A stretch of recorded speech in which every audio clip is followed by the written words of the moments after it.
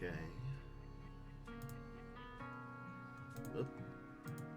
There we go. Alright, let's fix this stuff.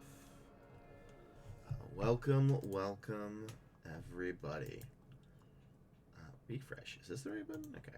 We've got, obviously, resumes. That is what we normally got. We've also got a very tired Lee. So, this is probably going to be a very, very chill stream. And possibly more of a video game one. But I still want to get some resumes out. So, let's move in there. Is that legible? Yes, it is. We have full stack. This is a front end.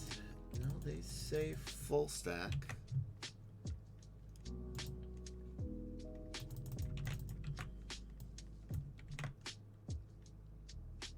Yeah, they say full stack. Okay. 100 to 1. Brain. Let's see what's next. That's good. Do I have full stack saved? I mean, I think I just have it right here. Okay, cool. Yeah, we can start in a second. I just gotta. Oh my gosh. Okay, well, I can do those tasks later. Ugh. How has everybody's holiday been? Okay. Let's do this. Let's do that. And away we go.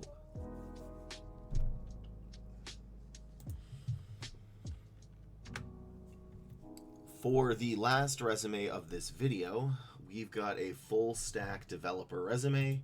They have applied to 100 positions and not gotten an interview, which is not good, but it's December, and at the time of this recording, this was submitted on the 21st, and really November, December is hard to judge metrics in job applications because a lot of industries just shut down during that time. So, not all of them. Oh, this is wrong. This is a front-end developer. I did number 2.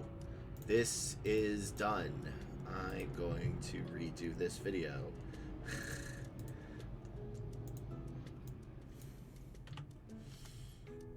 I thought this looked like a front-end position and not full stack.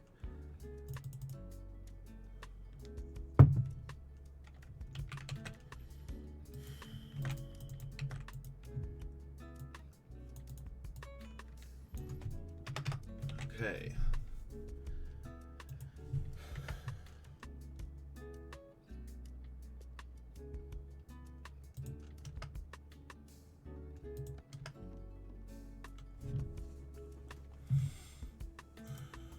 Just make sure this is right.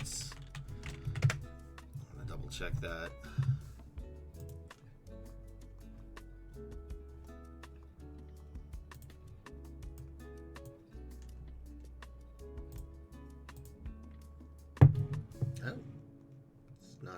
Doing it. Okay.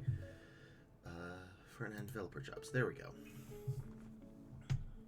Let's see. HTML, Java query, SQL, JSP. Yeah, that's kind of the same. Angular. Do I have Angular? I have Angular. Should I put Angular JS? I'm going to put Angular JS just in case. Just in case. There, Angular. I hate software engineering names. They're exceptionally bizarre. We have UI UX. Do we have UI UX? I think I need to add UI UX. This is why I always go back and double check, because you just never know. You never know, and industries change what they want rapidly. UI, UX, and I think that's good, but I'm going to check one other. UI, UX. Okay, good. I'm glad I added that. Sketch, Figma, Adobe. Cloud, another language, SQL, SEO. Okay, cool. There we go. This is the one.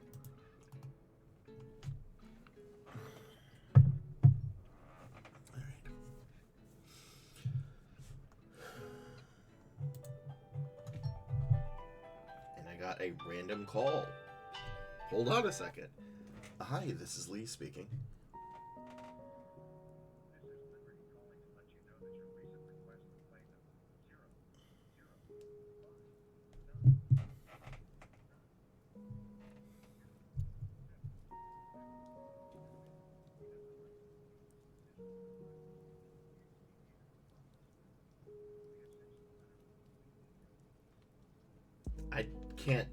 I can't even tell if that was a legit call or a spam call.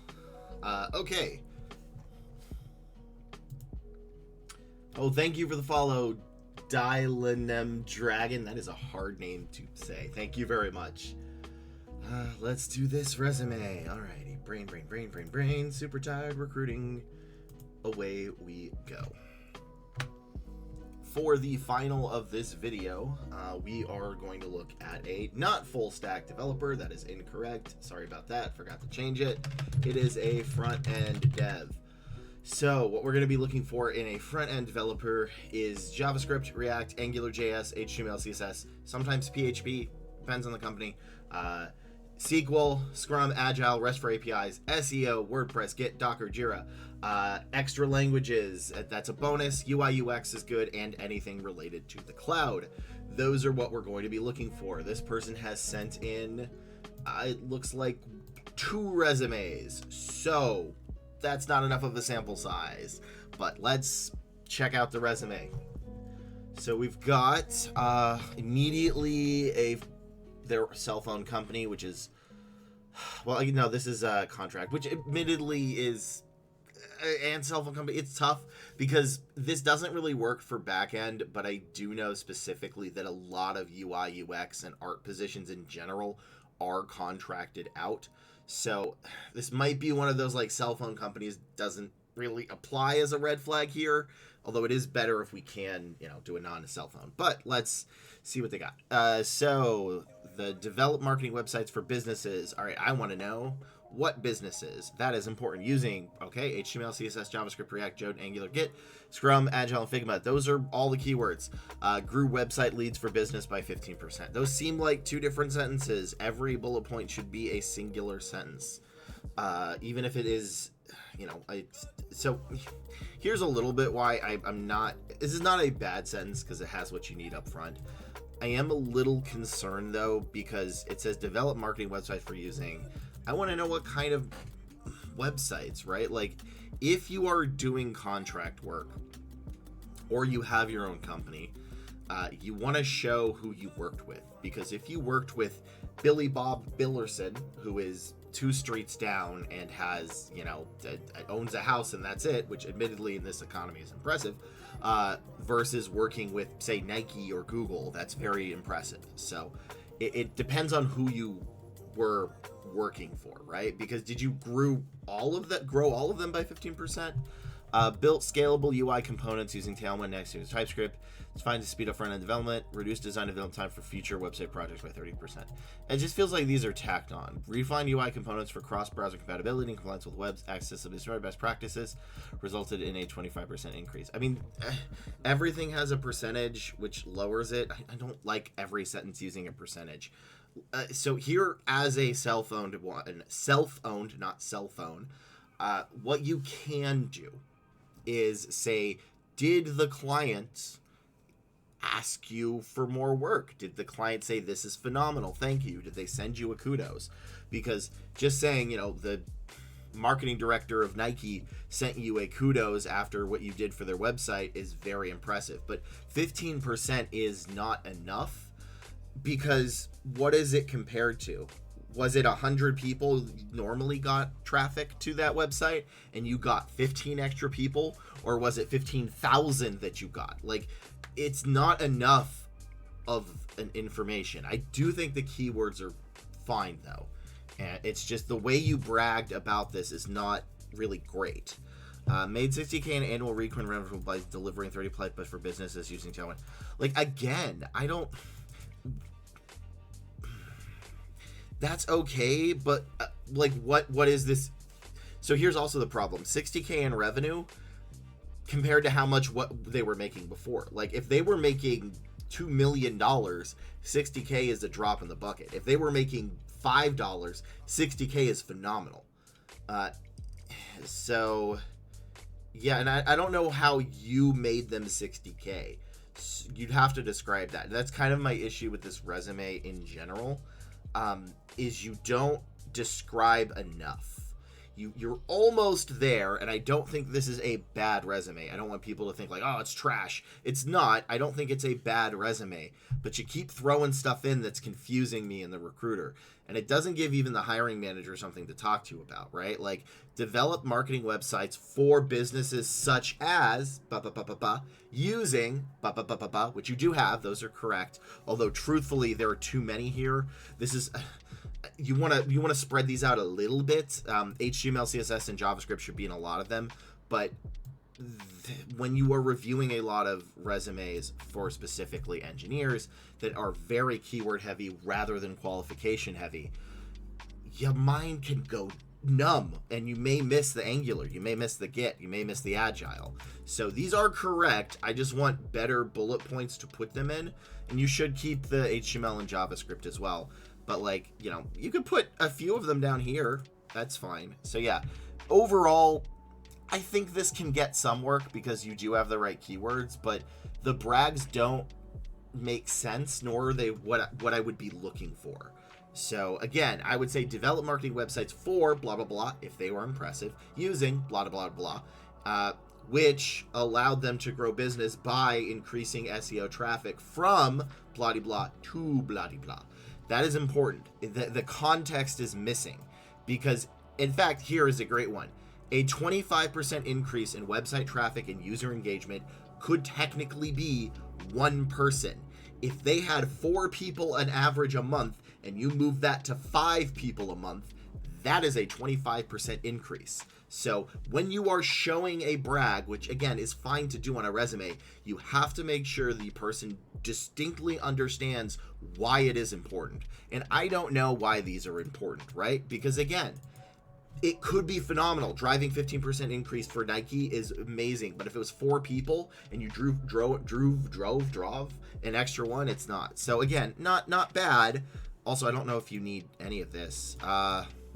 Yeah, it's not bad. I just think it could be improved because, you know, IT is in a slump, and even truthfully, I feel like front end has kind of been like the, you know what, I'm a redhead, I can say it, redheaded child of the family, is they've always had a tougher time than back end or full stack to get a position. So I just want to make sure your resume is great. But, you know, hope this was helpful to everybody. Make sure to hit that bell and subscribe. Also, all of my videos, people send me the resumes directly. I do not find them. So if you want to send your resume, find the link in the description below. I'd love to help you out or stop by my channel. But thank you very much, and I'll see you in the next video. Aha! All right, there we go. Hi, Mr. Hunter. I have a resume sitting here that I'd love to get your feedback on his way. Get it into your current stream. Probably not. If you want, I can review it briefly, maybe, because it's a little bit of a slow day. But right now, I see we are at resume 128. There are 22 resumes ahead of you. But, I mean, maybe I could look at it very quickly. Wait, is that actually accurate that you have a 100-to-6 ratio? Do you have a 100-to-6 ratio for a full stack position? And in addition to that, are those in this this month of December?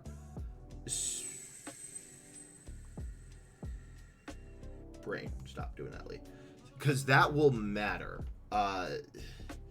That very, very much matters. In fact, I may not even need to look at your resume, because if you're getting, for every 100 interviews, you're getting, every 100 applications, you're getting 6 interviews. That's phenomenal. Just about reaching into about the first week of the month, probably 6 weeks. Your resume's phenomenal, or you're doing something else incredibly right. For full stack, a solid ratio in this market, especially in December, is probably about 40-to-1. That's a very good one.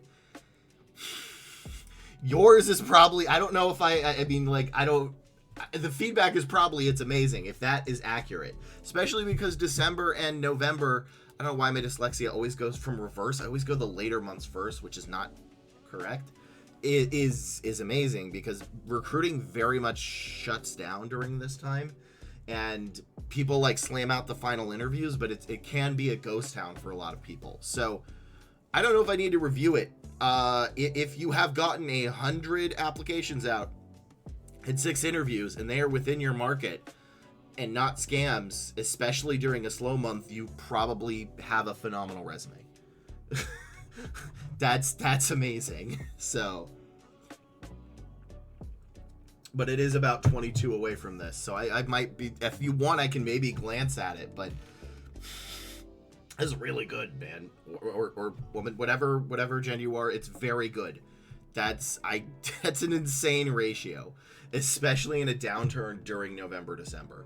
I don't know, maybe you're not used to it because maybe this is the first time you're looking for a job in a while, but IT has been in a very, very big slump.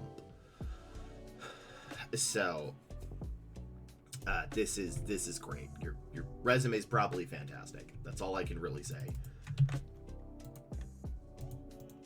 I don't know if I need to look at it. Like it's great. That's a phenomenal ratio. That's like 18% or something of your applications you get an interview for. I'm not a math person. I'm a recruiter.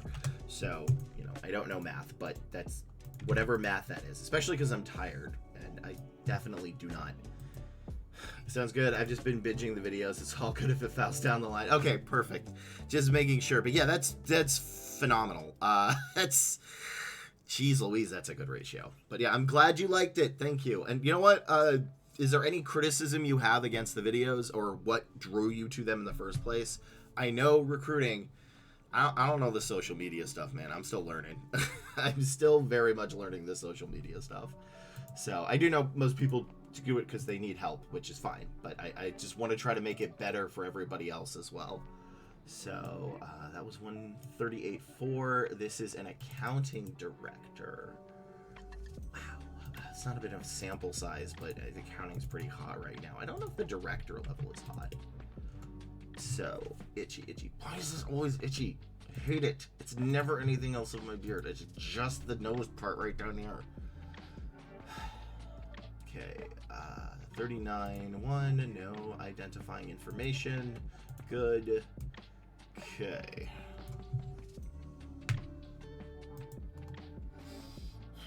Oh gosh, I have to look up for accounting director now. Jeez Louise. Okay. I do not have this stuff. I do know one thing I am going to do, though, is add to the end of the videos is a little disclaimer that says people submit their own resumes, because I feel like some people think that I am finding these resumes randomly or throughout my search and posting them, which I absolutely am not doing. They have to sign a waiver, as you know, so, because that would be a giant breach of, like, everything, truthfully. So that is why they have to directly send it to me. Otherwise, that's just rude.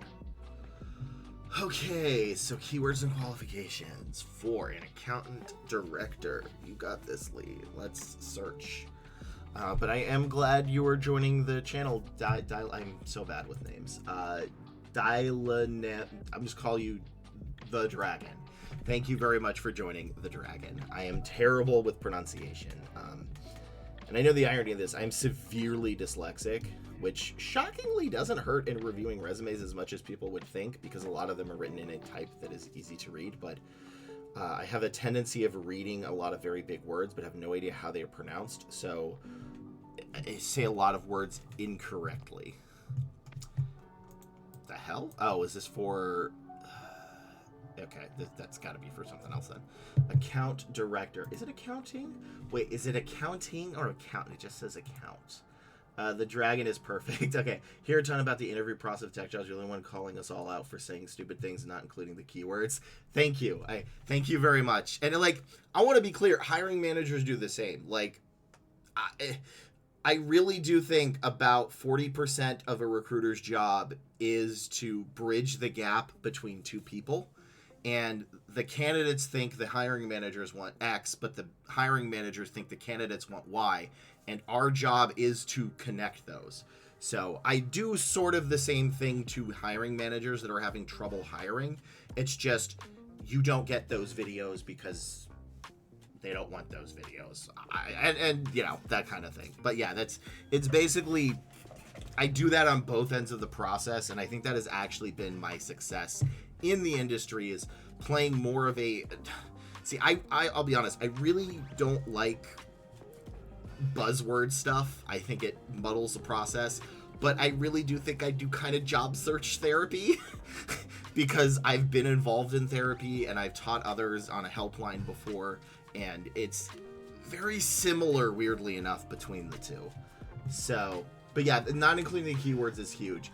The biggest issue I have seen a lot, and you're going to see a lot of it in my videos, is if it's obvious, someone is not going to include it. But if it's obvious, it should be in your resume twice. Like, in fact, truthfully, like 5 times. But that is the biggest disconnect on the candidate side. And I've had some of those arguments with hiring managers as well, is that they were like, well, if it's obvious, it should be in the resume. Or if it's obvious, I don't need it in the resume. And that's a huge, huge thing about why there is a, you know, obviously not counting pay and everything, there is a lot of jobs that don't get filled for a bit because of those mismatched in ideas on both sides. I really hope the caffeine is going to kick in soon.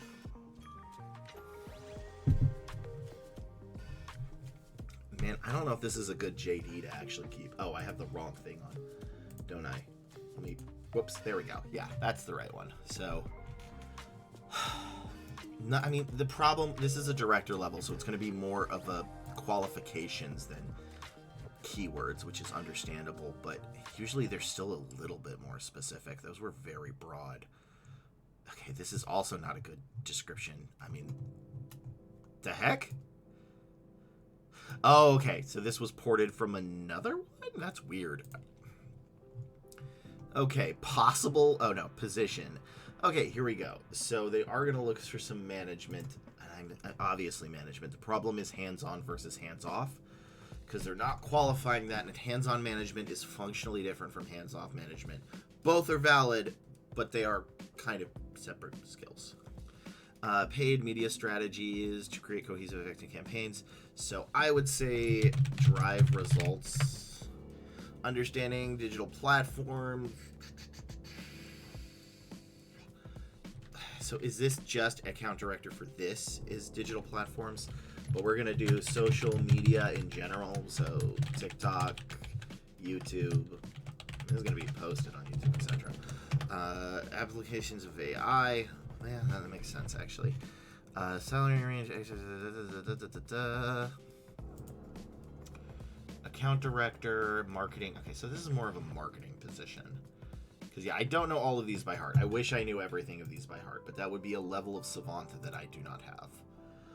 It should be crazy to know all of these job descriptions by heart. I really only know full stack. So. Execute strategy, knowledge, tradition, verbal, leadership. There's a lot of mentoring junior team members. So I'm going to put that, so team, not just teamwork, but mentoring and fostering team. Which would make sense because, so I think this is becoming clear of what I'm trying to look for. Also, these salaries are not nearly as high as I thought they would be, even for a downturn. These are like 95 to 130K, and I just thought there'd be more than that. I just thought there'd be more than that. Managing both client relationships. So there it is: mentoring, fostering team, and then clients, stakeholders. Although admittedly, you'd be pretty high up as a stakeholder. In fact, there very much could be a lot of people in that company writing job descriptions about appealing to you as a stakeholder, as an account director. Polite face-to-face. Okay, so essentially, we're having driving results. This is a tough one, truthfully. CPG, cloud platform. I forgot, I don't know what CPG is.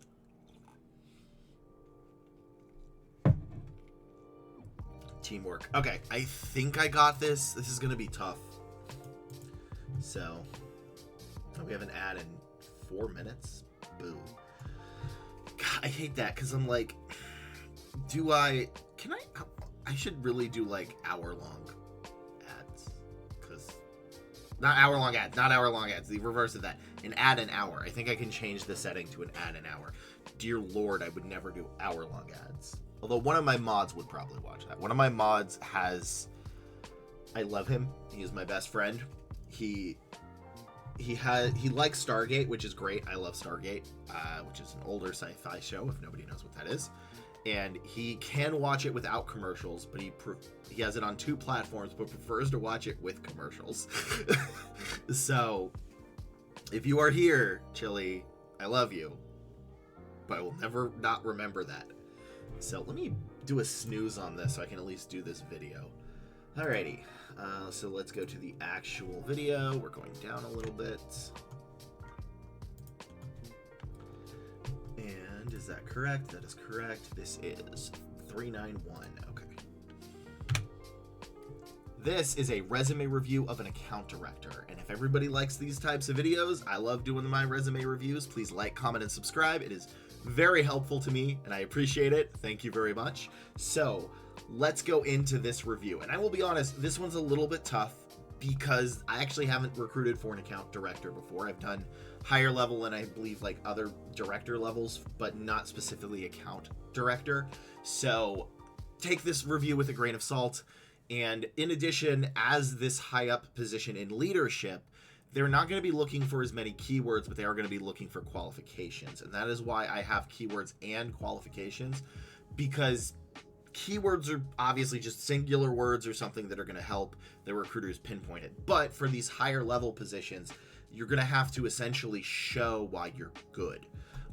It's not necessarily a brag. I want that to be clear, but you have to show the qualification. So it's kind of like hard skills versus soft skills, but some soft skills are keywords. So for this person, they have gotten 5 applications to 2 interviews, which is great. It's not enough of a sample size to really know, but I do know that the higher up you get in company bureaucracy, the less positions there are available. So if that holds, this should be a phenomenal resume. And what we're going to be looking for, and this is where it gets weird, is essentially, and I'm going to do this out of order, the keywords are going to be social media sites. So this is more of a marketing position, and they want to know that you know like TikTok and Facebook and Instagram, which I guess is Facebook and Meta, whatever, all that other social media stuff.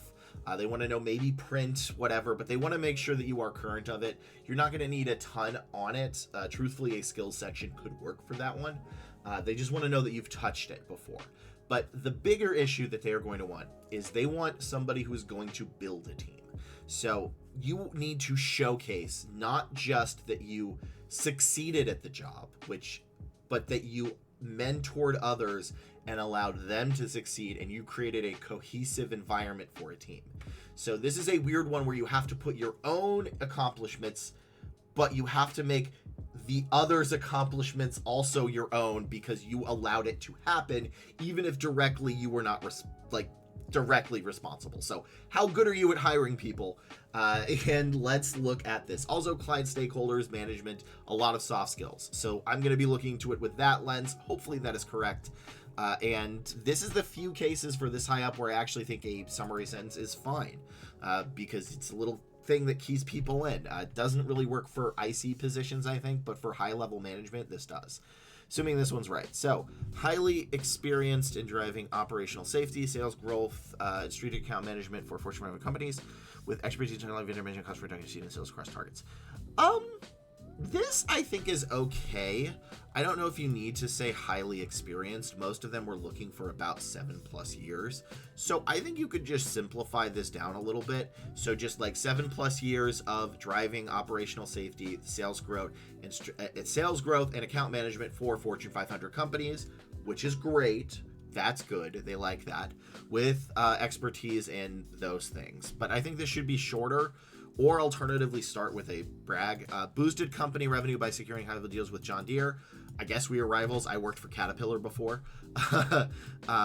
Like, contracted people out to Caterpillar. So, with John Deere, Cena, Petrobras, and Northrop, this is fine. Here's the thing. I think these could be combined, right? So, 7+ years in driving operational safety for Fortune 500 companies, such as John Deere, Cessna, and Petrobras, and Northrop. And then which would save you space. Demonstrated leadership. So you don't have to say demonstrated. You just said led our sales performance, earning multiple VIPs, ensuring grace years for closure, comparison by doing blah, blah, blah. Exceeded sales quotas, achieving 145% target multi-million-dollar pipelines, proving with success. Yeah, so why is this at the bottom of this? This should be at the top. This should be at one of the top ones. Like, I don't want to get through here to do this. This is a star right here. This is great. I love that. So, again, I'm not a fan of keyword things like this, but for high-level management positions, that is sort of an exception. So, global real estate competing with fashion, that's fine. I don't think you need the formatting there. Operational efficiency, vendor management, elevated upper, but ensure getting an that's fine. Enhanced safety, I think mitigated operation consulting costs, but yeah, these are fine. Insured, these are great. Again, I think you just need this probably a little higher up, and the formatting in general should be a little bit different. I think you should use my formatting, and then just instead of education, maybe put a really quick skill section, just to show that you have it. And I think you need to add sort of like social media to that. So if that's the type of account manager you're going for, again, not one I've recruited for, but overall, this is really solid, truthfully. Yeah, I like a lot of it.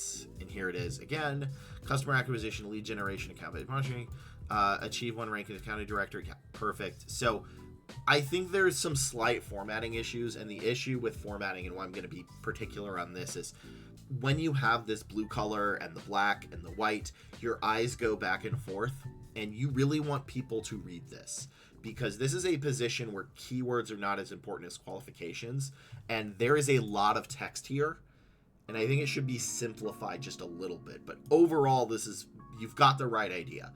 It's just, you got to make it a little bit easier to understand, because someone is, for this position, I don't think they're going to take 30 seconds, but you want to make it a little easier to understand. So use a clearer formatting. I think you need to use some of mine, but otherwise I can see how this would pass based on, essentially the things that I've seen. I would add maybe something about how you built a team and led them to success. That might be a missing, but otherwise I think this is fine. So yeah, I like it, especially. So here's another thing: is this is not typed like the same type of job. You may want maybe 3 bullet points here, and then go directly to the account management job, but that's going to be depending on how well you do with the other stuff. So overall, I think this is solid. Just needs a little bit of tightening on the clarity, but I can definitely see you moving forward with this for this position. So let's move on to the next resume.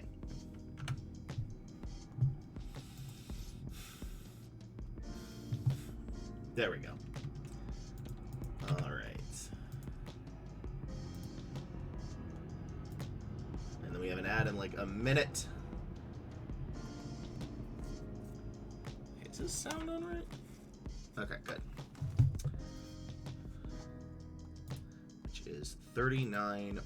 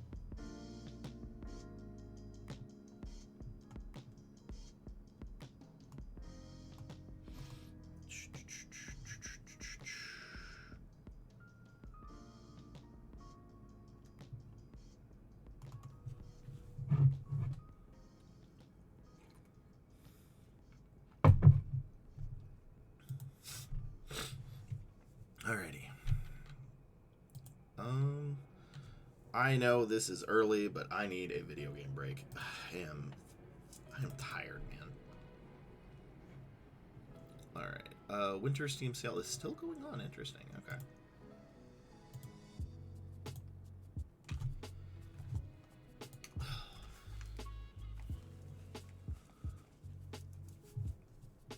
Ugh.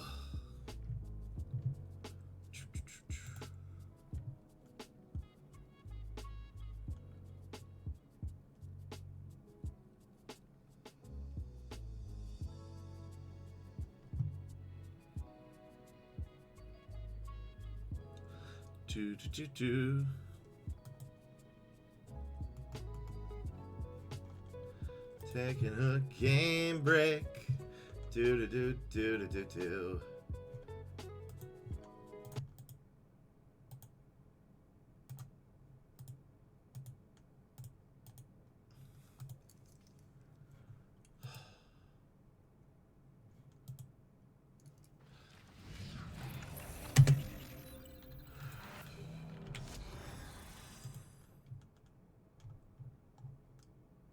The more tired I am, the less I can go straight for resumes. So, and like I said, this may be a little bit of a chiller stream. Of course, least tired. Least very tired. Admittedly, this was self-inflicted. I probably stayed up too late playing Cyberpunk, which I got from the Steam store, because I really like Cyberpunk. So,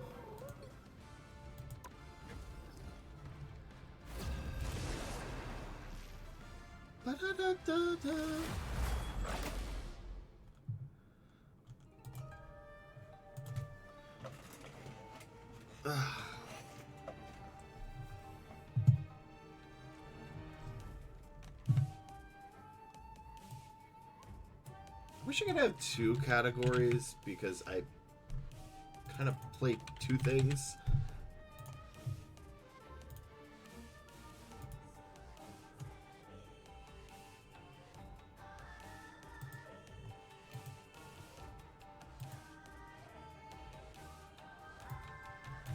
I'm gonna add this to here. You don't have to be a witch to find the magic in this world, but it does help.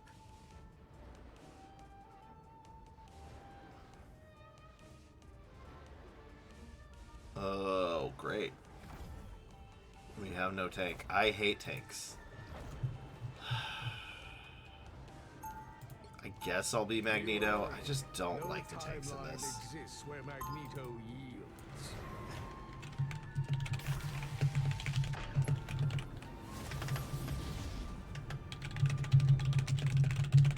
Round one, go! We can no longer hide from the dangers that They'll be coming in 30 seconds. Stay strong. Oh, and he picked Hulk? Whatever. We have a diver and we have a protector. I still say that most of the tanks in this game kind of fail at the purpose of a tank, because it's just, 4, 3, I don't know, man. 2, Like, 1. they all do the same thing except for like 50% of Magneto and Groot. I think Groot is a phenomenal design, but You need to stop that. Reinhardt is the way you play a tank. A great way of doing that.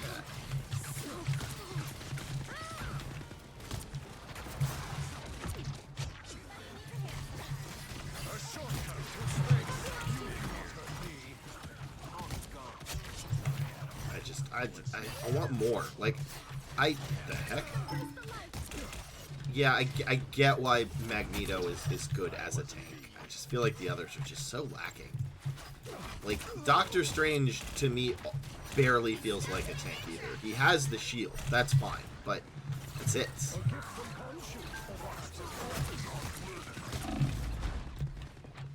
Also, this Wolverine is very good. I am not very good, but this Wolverine is very good. Your weapons are Hey, the Lemon. I've been watching videos for a while on YouTube. Thank you. I appreciate it. I am going to go back. I basically play video games and do the YouTube video reviews because I cannot review resumes for an hour straight without losing my mind. But, thank you for, thank you for joining Twitch. I appreciate it to watch me. I will get back to the other stuff. I may need a thing that says I don't just play video games because I know those are very separate audiences. But I need a chaser. You can't just stare at formatting for an hour without losing your mind, especially for somebody who is severely dyslexic. So, and this is a very good no-thinky game. I mean, you still have to think, but I love it. So, my kids play games, I don't have time. That's fair. But yeah, I'm still glad to answer any recruiting questions. I just can't stare at a resume that long without needing help in my mind. So, is there a time to talk to you later when you have time? I'll go. No, you can talk now. Like, it's fine to talk to me. I'm not going to look at a resume for another 20 minutes. So I usually do. You know what? A timer would make sense. Like, going to play games until X would make sense, but I am going to go back in like 20 minutes. I just need a break, and I got no sleep last night, and I don't want my advice to be bad, and I do have enough videos for a whole week already, but I want to make sure I can give good advice. But you can still talk to me. You can still talk, ask any questions. It's going to take a second before I go back to, oh no, Vigima game, or resumes. So, yeah, do philosophical. That's fine. It's easier for me. As long as I'm not staring at a resume. A software developer 20 plus years. Woo. Man, any other... I'm so upset. Any other market, I'd be able to place you directly. What kind? Front end, back end, full stack, something else? I was engineering manager for maybe 5 to 6 years. Okay. That makes sense. But yeah, ask me thine questions. I would be glad to answer.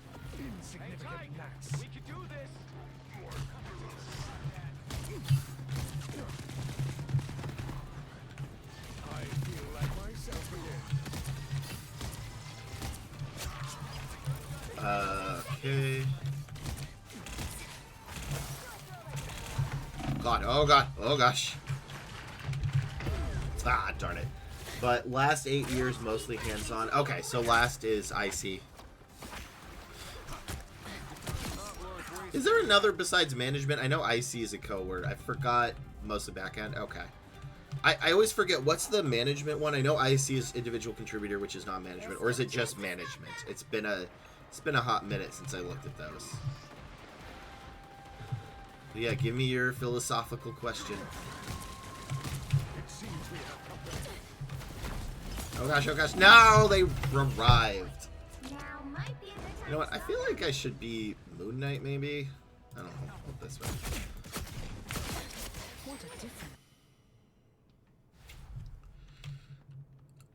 Yeah, I use this stream time to help answer people's questions. I'm a little bit of DevOps, a little bit. Okay, so you've done it all, which makes sense. You have 20 years in the biz, and the biz has evolved multiple times, and you have changed how you've worked in those times as well.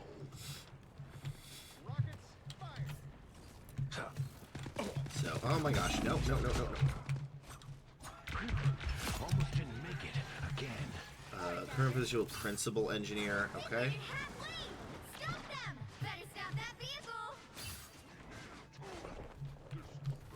Oh no. Gosh, Iron Man, no! That was bad. How many people do we have in this chat? Whatever the number is. A lot of people are lurkers, and I'm obviously not as super popular as some of the other streamers, so anywhere from like 3 to 8, typically. Hopefully I'll get that number up, but a lot of people also just lurk. It's kind of the way Twitch works is, originally when I first started this, I thought I had to be like talking non-stop, but there's a lot of people that just sort of zone out and do like chill streams, which I think this is kind of definitely qualified as. I'm not one of those like, oh, you need to subscribe kind of people. I mean, I have moments of doing that kind of stuff, but I'm just... There's a limit. But yeah, it's... Brain did not make it. Again, got like no sleep. Partly because I had a holiday party and then played Cyberpunk for a bit, which is a great game.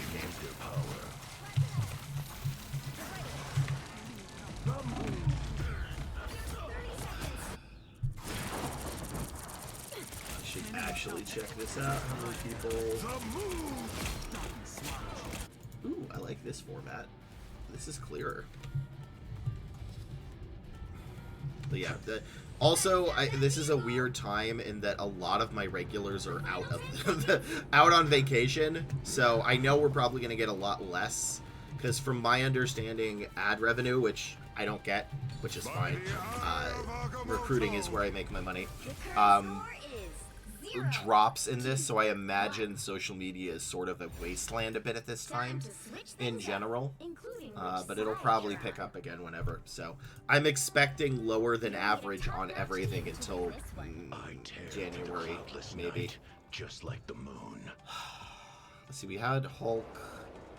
Gosh, I guess Venom. I really just don't like any of the tanks.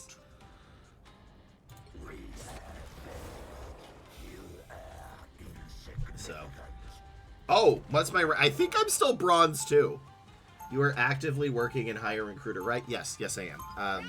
Admittedly, the recruiting market is terrible right now, but I did make a placement this year, which, truthfully, is very good, because I've seen people that have been in the business and not make it for, like, way longer than me not make any. So, it's been brutal year all around, but I am active and working and hiring, and I'm going to probably, hopefully, get more requisitions next year.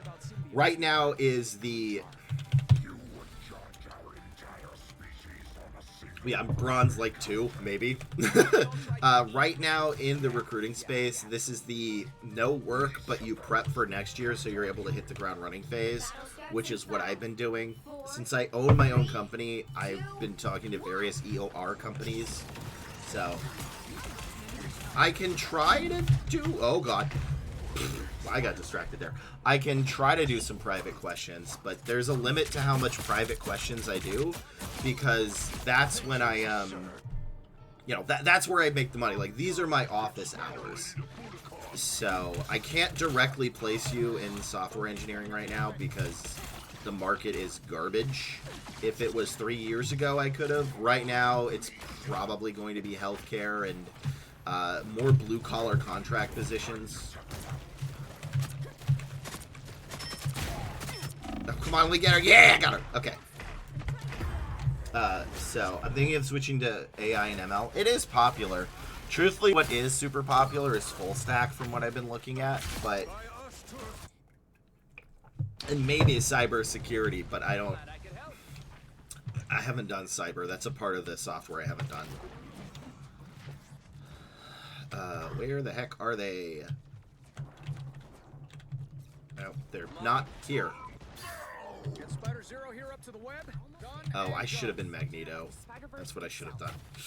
Because, like, not only like coding, but math. Whew, I hate math, but that's fair, because I'm not a coder.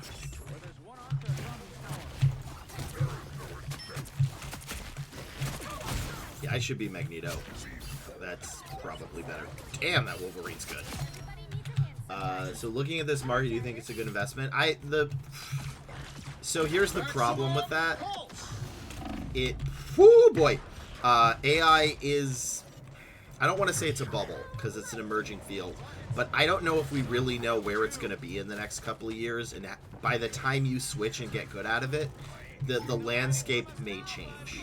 And right now, during this time of year, you know, December, before the new year, is extra weird. So we're probably going to see where the market is going to solidify, normally by mid-January to February, but I think with the incoming election, and there may be some issues because of how, with hiring, so it may be pushed towards March-ish. So I don't know if we're really going to know until March about what things are going to shake out, but that is a guess. I personally can only really predict about 3 weeks in the future, and I'm pretty good at it, but, you know, the market is inherently volatile based on a bunch of different things, and especially with impending tariffs and cuts to governmental positions, I don't know if anybody really knows what's going to happen.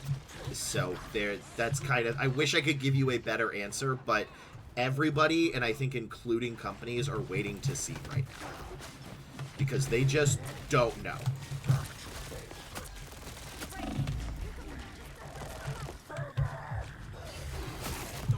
And that's just the thing that's happening, is we don't know. So I wish I could give you a guarantee, but I have no idea.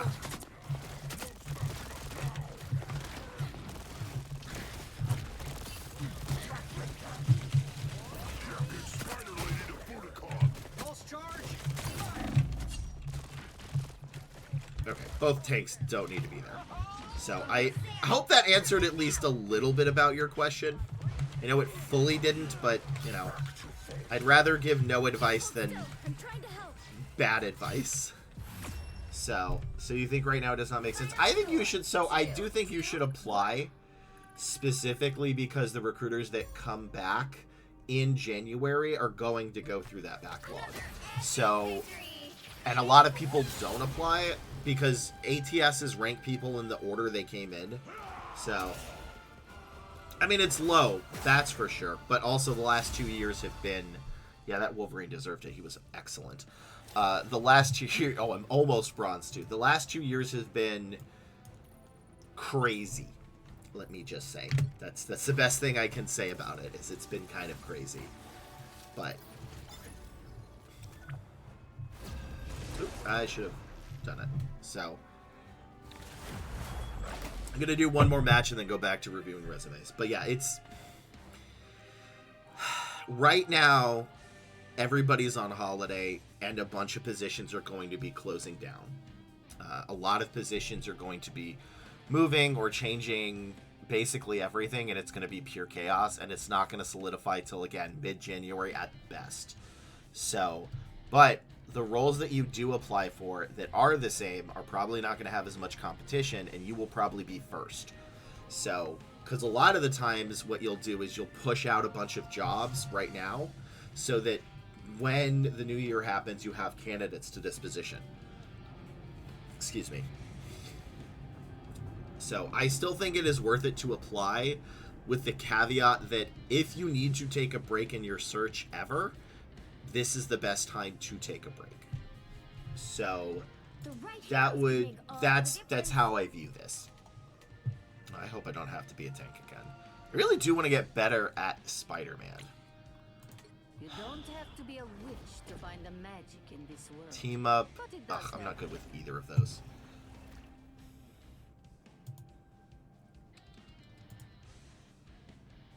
How do I add a Steam Manager purple?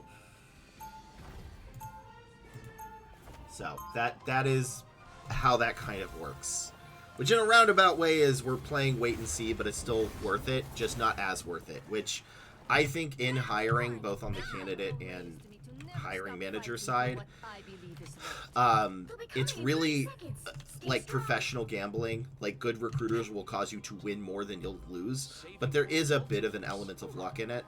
So, and a lot of it is you can do X and Y, but it's going to be expensive or time consuming. So should you or should you not do it based on if you can? So if you have the bandwidth, keep applying. If you absolutely need to take a break, now is the time, basically. I can make resume specific to position, so I mean that interview resume in general might be the best outcome, meaning that better resume review by match. So that was sort of a lot. Darn it, Magneto. But all resume, so don't tailor your, I should not be here.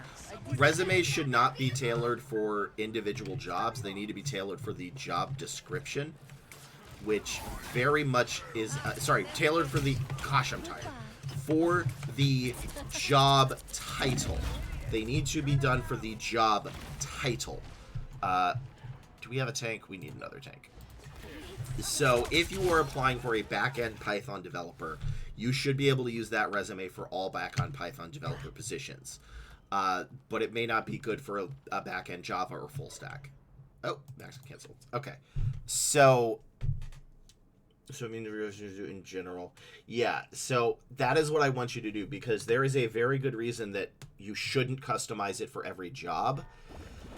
And the reason for that is, as I said very briefly, resumes are ranked in the order that they applied. That's it. That's the secret sauce, is it's first come, first serve. So if you take, say, 2 hours to refix a resume and submit it, those are 2 hours you're going to be behind other candidates in the submittal process, and they may find somebody to move them to an interview and never get to you.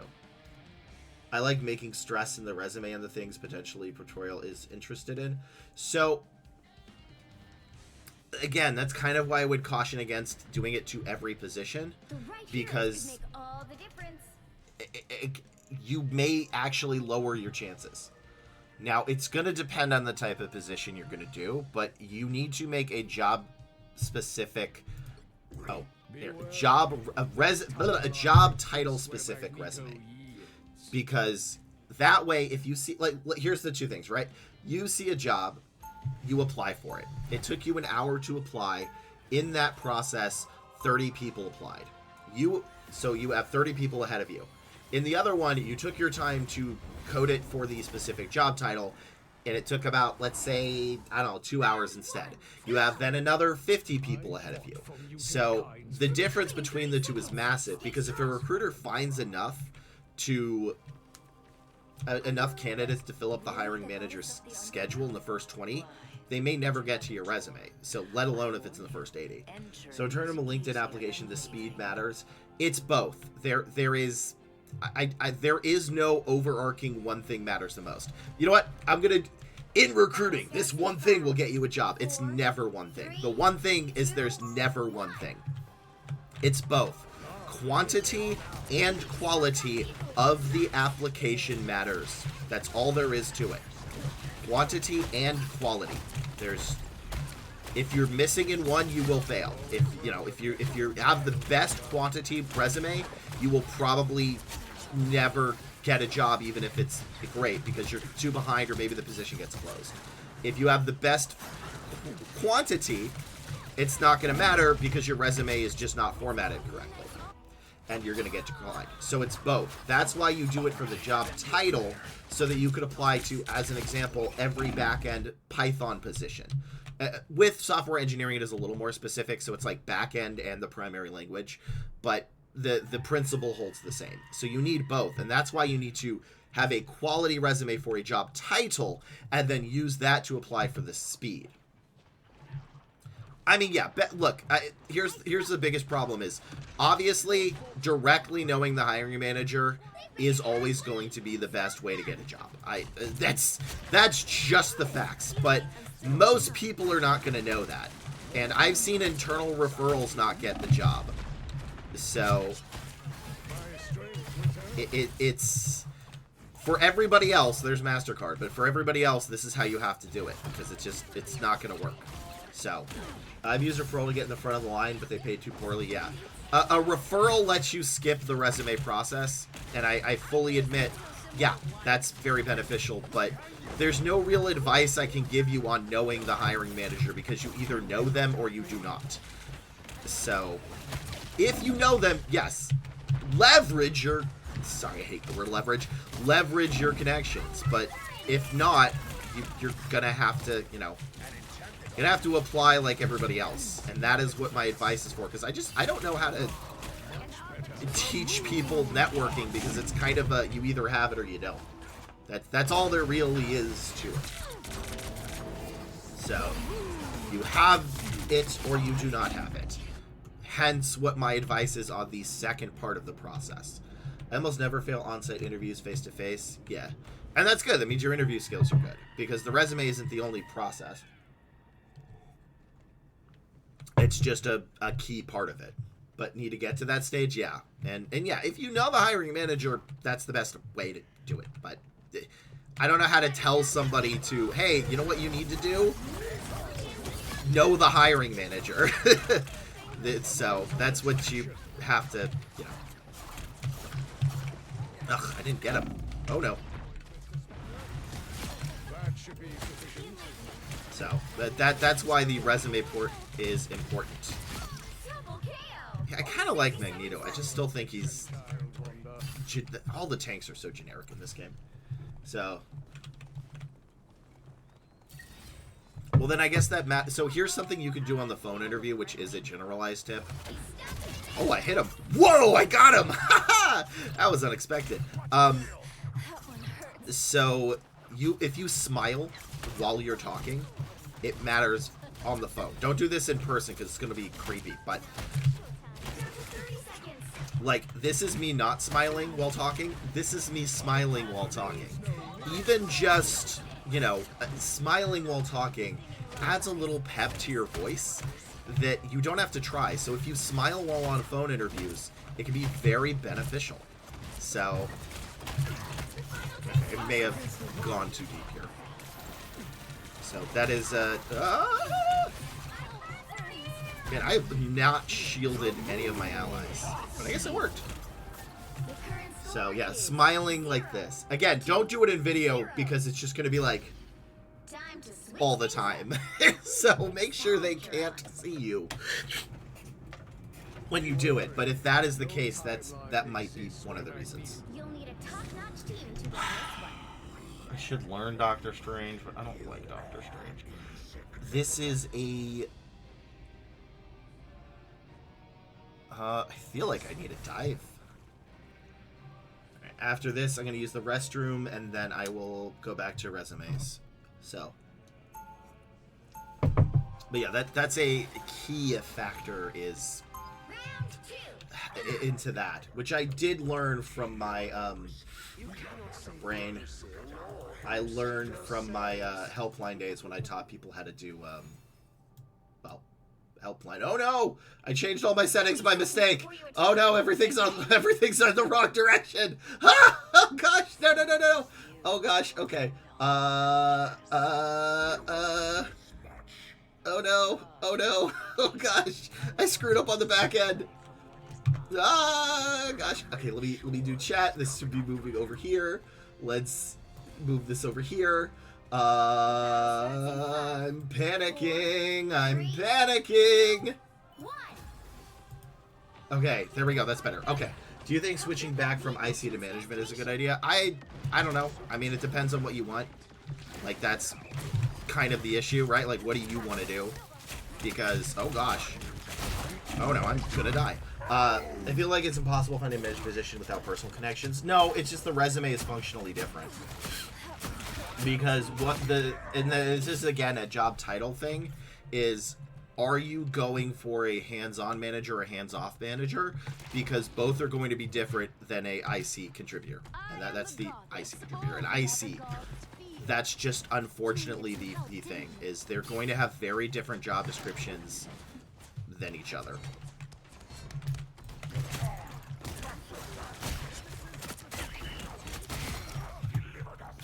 So I want to be a hands-on, yeah. So then you may want to look for more, that's sort of like a lead with management experience. Then you still need to show your own accomplishments and others and how you manage them. Ideally, if you're doing management at all levels, you want, you want hiring, firing, and performance reviews are going to be very important keywords that not a lot of managers have. So, not that they haven't done it, they just don't put it on the resume. So, that is an important one. Alright, we're fine here. Let's keep going back. Alright, there we go. I'm now bronze 2. I can go back to resumes for a bit. Oh yeah, what do the upvotes do? I don't know what they do, but let's see. Yeah, I always need a little chaser to keep going for resumes. I worked as a manager during the growing market. Yeah, again, the primary way to do this is if you're going for a hands-on manager, you want to show like hiring and firing and all that stuff. So fired only once in my life. Again, I don't. That doesn't come up for me. I. The problem with asking people why we let go is people rarely tell the truth. But admittedly, I clicked the wrong button here. Admittedly, you do get a lot of people say, "Yeah, I was fired for destroying everything," and they're like, "Ooh, it was almost impossible firing back in the good old days." Yeah, Margaret is definitely different now. So, let's see who is next on the docket at least, and then I'm gonna take a restroom break real quick in the 3 minutes. And Bear is by his usual spot, so this is why I want a dog cam for him. But again, this is what he's doing right now, and this is his favorite spot. He's doing that under the bed, every time. So maybe I should put a camera under the bed. But he'll just do that and then fart, and it so badly smells. So, but I love my little boy, even though he's 100 pounds. All right. So, yeah, we have a big old puppo. He's 100 pounds, but thinks he's a lap dog. I like cats, but I am very allergic to them, so I could never have one. I wish I could have like a little murder machine, you know, because let's see, what is this? What resume is this? This is a software engineering new grad, fresher. So that is a fresher, which again, people need to tell me what type of one they are. But I will put new grad. Is fresher, is that a term people use? I use it. I don't know if that's a term people use. So, like, at least I do. Because that was what I had in doing that. But I don't know if that actually is still the way people talk. Because the way people talk always changes. So I'm trying to fix my settings because I have like 5.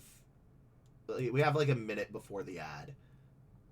Oh, I just broke all of my settings. Okay, let's reset to default. Let's not. Okay, let's collab. I don't. Okay. I need chat. Chat is the most important part. Let's move this over here. Let's move this over. I said move this over here, Stu. Is there a way to connect with you 10-minute? I don't think so. I get a lot of people trying to do that, and during that time, I use that to actually do other stuff, unfortunately. So there's not a really good way to connect with me besides through here. The only exception to that is if you are a hiring manager and you want to hire me to find a position for on contract work. So that I would gladly take, but that's a business call. So, but I do not have time to basically do private conversations with, unfortunately, every candidate. This time that I use right now is for me to give advice to people. Everything else is me or work time. I will maybe try to do some kind of,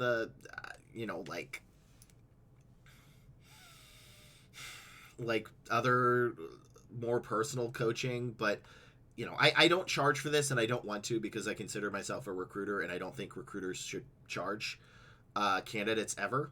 So it kind of, that's partly why, is the only way I would be able to do that is if I charge, and I do not want to ever charge. So, but if you have a free Amazon Prime if you have an Amazon Prime subscription, you can give me a free sub, which is free for you and gives me money. So that I will say, if you're subscribed to Amazon, you haven't given the free sub, throw that one on me. But otherwise, I don't want people spending money on me, because unless, they get a job and they're happy, because, the people I'm talking with don't have a lot of jobs. So, all right, I'll be right back.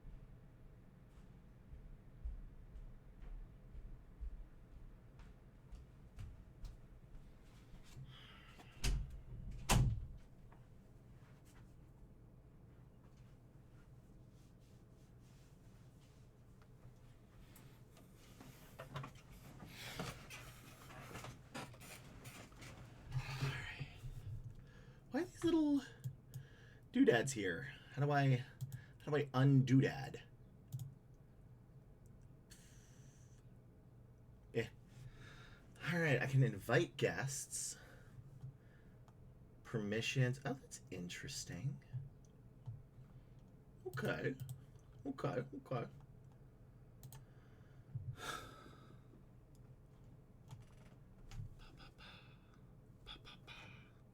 And back. Yeah, that was the weirdest I'm back yet. I felt like a toddler doing that. I don't like that. I don't want to do that one again. That's so weird feeling. Is it a good place to place your photo on your resume? No, I don't think so. It is, and I hate using this word, in the United States, resume meta. I don't know what else to describe it. It's not good, and it's not going to help you. Outside the U.S., I don't know. Again, U.S. recruiter, so... Other countries and places have different laws, rules, regulations, and what does and does not work. There is a lot of generalized stuff that helps, but it's... I don't know. I've not recruited in... I've only done like one role in Europe, maybe. Although I have gotten people jobs in Europe, so... But yeah. When I first started this, I had the decision of like how to help people. And I just want to expand on that point. And I was like, I could charge...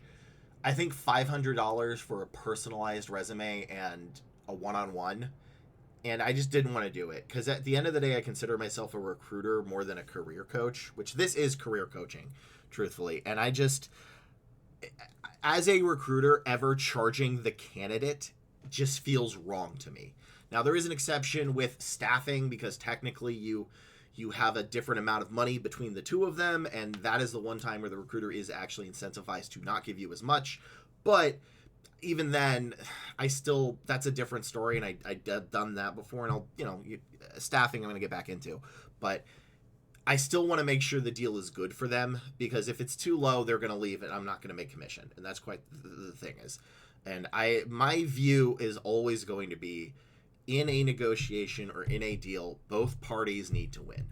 One party may win more. That is okay. But both need to win. And shortening a candidate's salary would just cause them to be upset and leave. Because as a recruiter, that doesn't get talked enough is candidate retention, which recruiters are not responsible for, but they are in charge of it to a small degree. And if you knowingly cheap somebody on a deal, they're not going to be retained. And there's a lot of cases when I was staffing and talking to other managers like, look, we could give them $30 an hour, but the second the market improves, they're going to bounce. And it's better if we give them like 35 because that's more in line. And then when the market comes back up, because it will, because it always does, goes back and forth. So then you can give them that. What is stack is most popular? Full stack. Full stack is really hot right now. I have no idea why, but it is full stack. So, all right, I'm gonna do this resume and then I'll go back to chat. But it's full stack. Always has been. No, full stack is right now the most popular in any cloud. Previously, it was AWS, but GCP, Azure, AWS, they all are fine. I've actually been seeing them a lot more. Like 4 years ago or 5 years ago, you would not see anything but AWS, but now it's actually, you see mostly AWS. So, Stack, you personally work with all of them. I was the recruiter that taught others how to recruit in IT, not counting cyber, never done cybersecurity. So, which review, what resume is this? This is a 3.9, okay. For this resume, we are looking for a software engineer who is a fresher. I don't know if other people call them freshers. Fresher to me is at least somebody who is going to graduate or just graduated and is looking for a job. I hope that is a terminology other people use. So they did not tell me what type of software engineer they are. And in this review, what I always say is if you don't show me what kind you are in a software engineer, I need you to punch me in the face with how obvious of what you are. Full stack, front end, back end, and then the language the language type for back end, as Java and Python are going to have different stacks. So I want this person to punch me in the face with how obvious it is, and I am super, super tired. So this is going to be how that's going to work. Also, let's put the music on. I forgot to do that. So let's look at this. This is too long for all of this. This is important. You should keep your education, but I do not need 6 lines for it. It should really be 2. Languages. This is fine. Sorry about the sound. Whoop, wrong way. Yeah, there we go. So languages. Again, C, C++, Java, JavaScript, Python. You just listed all of them. Hiring managers hate that. They hate that. They absolutely do not like that. If you list all of the languages and you just graduated, they think you're screwing with them. I can't type any of these, so it doesn't matter to me, but I know managers hate that. So this is largely worthless, although admittedly you kept it to 3. And this is clearer, the rest of this, but not all of this is as needed. So yeah, I'm not a fan of the skill section. I don't think it's helping you. LED complete redesign overall some website.com, modernizing user interface. Where's your tech stack? It doesn't count if it's here. Managers want it to be in here. Recruiters want it to be in here. I don't care. All I'm seeing is SQL and Python. I don't know what you are. I assume this is backend because it's SQL and Python, although it could have been maybe full stack, but I don't know. I'm going to guess backend, and SQL and Python is not just enough. Just Hindi language for network. Again, I don't see anything I need. None of these are keywords. There are some jobs that are qualification heavy and some jobs that are keyword heavy. IT in general is always going to be keyword heavy, just by its very nature. Project agile metrics. Okay. Architect full using React and Java Spring for Taiga project metric. This is a fine sentence. I need that. This is a phenomenal, but I don't think a lot of people are going to scroll down this far. This is how I want you to write your sentences more. Architect full application using React, and Java Spring Boot for a Taiga project. This is fine. I'm using Docker and CID. This is also fine. Why? These are great sentences. Why are these at the bottom? Just this is how you write them. This entire thing, and here's my problem. Except for 2 lines of education, I don't have anything I need to move you forward with in this entire section. It goes down to here. This is solid. Write your bullet points like this. I don't care about 80% reduction in load time. I'm sorry, I don't. I've not met a manager's like, well, you know what? I'm glad we moved them forward because of an 80% reduction in load time. They say, hey, how many years experience do we have with Python and SQL and JavaScript for a full stack position? That's usually what it does. So please do that. There's no way I can move this forward. I mean, like, if IT wasn't a competitive market, I could move this forward in like 2018, maybe. Maybe 2019, maybe. But yeah, you absolutely need those keywords for tech. It is critical. So, and your formatting's a little off, but it doesn't really matter because the keywords aren't there. Except for down here, this is fine. Look, if you get 100 resumes, they may not read past here, let alone down to here, let alone down to here. So that's what I hope I'm trying to say with this, is it needs to be up front and center, it needs to be in the bullet points. And that's why this technical skill section doesn't work, is because you list all of them and I don't have them here. So yeah, please fix those issues, resubmit, because IT is super crowded. You get like 100 people in 30 minutes or less. It's brutal right now. You have a ton of competition, especially as a fresher. So let's move on to the next resume. Okay. In your place with what stack do you personally? Do you expect any Java Cloud coming to you shortly? To me personally, no. I actually know a Java engineer who I would place that if I could, but I don't have any roles. So I have a couple that have done that are very good. Although admittedly, they might be getting a job sometime in January because they've gotten a bunch of interviews after they took some of my advice. So, but I'm glad they do it because they're a friend. But no, I'm not going to have any. Truth be told, as a third-party recruiter, I'm going to probably find you before you find me. If I have a nurse submit their resume here, you bet your bottom dollar, or an actuary, I'm going to reach out to them directly because that I could place. But right now, it's probably just going to be that.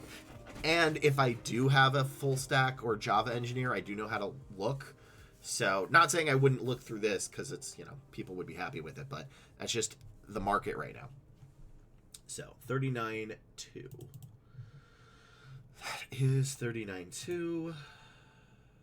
Okay. And then LinkedIn, do that. Brain, brain, brain. 39.2. So tired, cannot focus. Here it is. Nope, here it is. Nope, there it is. Okay. This is MK, so this is 39.2. And this is 39.2. Is that correct for this resume? Okay, perfect. I ramble so much more when I'm tired. I found that out. There's less filter. Oh, there. Why? I know what we feed you. How do you keep doing that? Software engineer intern is our next one, which that one I know. Intern specifically is kind of basic. So, but yeah, I hope this has still been helpful to you. Vovon Lemon. I'm so bad with names, especially Twitch names, because I'm like, that's not a normal name, and then I'm like, all right, it's a Twitch thing. So tech stack. But yeah, most of it. When looking for a remote job, is it good to change the location at LinkedIn to trigger the recruiter searches? I don't know. So here's the thing. If somebody is looking for a remote software engineer, let me back up, because I think this is kind of important to tell about how recruiting generally works and why some jobs will be found and some will not. And let me make sure the music's going. Okay, so in recruitment, there are two types of candidates. They're not better or worse than the others. It just depends on it. And one is passive candidates, one is active candidates. This is what recruiters call them. So this is recruiter terminology. Active candidates come to you. So if, say, basically, if you've posted a job, active candidates are anybody that applies to that job. If you apply to a job and you are an active candidate, you are sorted in the order that you came in. Now, 2 years from now, this may be a different story because of AI, but right now, that is the only way you really do it. It's the order you came into the position. You go in. Assuming you passed all the knockout questions. Knockout questions can exist. So that is an active candidate. You apply to the job description, the recruiter finds it. Passive candidate would be if I was looking directly for, say, a remote job for a Java engineer, and I said, hey, Lemon, I found your resume on Indeed or LinkedIn, and I think you would be a good fit for one of my clients. That is a passive candidate. You have to essentially hunt for them. So active candidate is somebody who knew the job existed and applied. A passive candidate is the recruiter directly informed them of the job. And I'm going to tell you that because that is going to change a little bit of how you think, and it's important to know the terminology. So right now, for IT, active candidates are, so let me back up a little bit. So typically, you only need to search for passive candidates if the role is tough to fill. And what you would do is you do a Boolean search, you look for keywords, and that's when a recruiter messages you directly. Not every role needs passive candidates. In fact, I would say really like 5-10% of roles need it at best. But when you need a passive candidate, it's really tough. So basically when the job description isn't going to work. And the reason I said that is because your market has to be hot. So it has to be a good market that someone is going to pay a third party to do passive candidate. Now, internal recruiters do passive candidate sourcing, but they are typically, not always, but typically not given the budget or time to do it successfully. They are capable, but usually the infrastructure isn't set up. And if the infrastructure isn't set up, a manager will go, hey, I've had this role open for 4 months. Nobody's done anything with it. I need help. So they'll pay a agency recruiter, and I've done both internal and agency, to find a candidate. Agency recruiters find passive candidates for companies. The reason I'm saying all this is if you are in a bad market from a candidate and you have 100 people apply to your job position, you don't need an agency recruiter, chances are. And if you don't need an agency recruiter, chances are you're not going to need a passive candidate because they've already applied. So when you are changing that, the only real effective would be as if you would be changing it for third-party recruiters. And that's not going to matter because chances are third-party recruiters are not going to be working in tech right now. Tech is down. Agency recruiters are doing it, and they have applied for a job description. And if the job description says remote, they will just see you in the order you came in. So it's not necessary. Now, if you were applying for a if it was a hot market and they needed agency recruiters to find people, that choice would work. So I did work, some of the roles I worked for today mattered on location. So, but they were not remote. They were semi-remote. So if you have a hot market, then you can change it. But IT right now is not a hot market, which means changing that is not going to really matter a lot, and you're going to be wasting probably a lot of time doing it.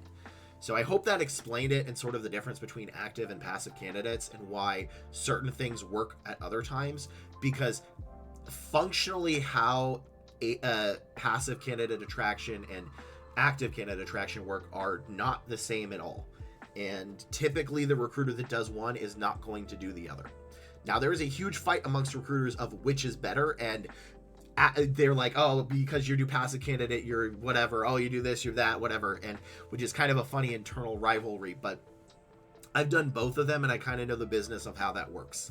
So that's why it's not going to really matter too much, because a recruiter is not going to Boolean search for a Java position at this time. They can just post a job like this and get 1,000 applicants, which means they're not going to need the help of an agency recruiter, which means they're not going to need a passive candidate. So because your market is bad, typically the best way to get it is active candidate applications, which in this case is job descriptions. So I know that was winding, but I hope it made sense about why this is happening. So yeah, I hope that made sense. It's hard for me to always know because I'm very good at reading like facial expressions, and there's no facial expressions here. And the view count isn't always accurate. So that is why the matter between agency and internal and passive and active candidate. So, and there's always going to be like differences in the market because some people do a bunch of other stuff, some people do this, but as a general trend, that is how that works. So let me review this software engineer. Intern. Just been ready for you a few days ago, but I completely restructure it since then. Should I resubmit? Yeah, you should. I mean, look, it's content for me. I'll be honest. If it's bad, it's a bad resume. It's probably better content for me. But if you want to resubmit it, you can. You can submit as many times as you like. The only rule is I'm not going to choose which one of them. So, but as long as it's going to be in a different video. So, but yeah, I mean, look, if you want, that's fine. You can change it. Let me know and I'll move the position around. But right now I am on a resume that was submitted on the 22nd of December. So that is where I'm at right now. I just want to make sure my phone is working. Okay. So on the 22nd of December is where I'm at, and I have stuff all the way up to today. There was about 20 resumes ahead because I'm tired and I'm not getting through them very fast. Can't beat content. I know. That's why it's free. Like you are, I think it's pretty obvious. The people here are the content. Your resumes are the content. I'm being honest about that. That's why I can give this for free. Because again, I've had people offer to pay me money, and I'm probably sure I could get like $500 for this. Maybe $350 per personalized resumes by working with somebody for an hour. But I just don't feel comfortable with that. I don't feel comfortable charging people that don't have a job. That just seems scummy to me. And I as a recruiter, candidates don't get charged. That's like the rule. And that's how it feels. That's a scam. So if candidates get charged by the recruiter, it's a scam. So that's why I do it for free. These are my office hours, and you give me attention and content. Well, I give you, I guess, equivalent $350. That's probably about what it would be, I'm guessing. I know this is not fixed correctly, so I'm going to change it over here real quick. So, right. Also, you don't need a pro resume writer, plenty of free content. Yeah, that's the big thing is, like, part of it was also a lot of that stuff looks good to you all, but it looks terrible to me. And while, yes, every recruiter is going to have a different opinion, I know recruiters pretty well, and I know what we like and what we don't like.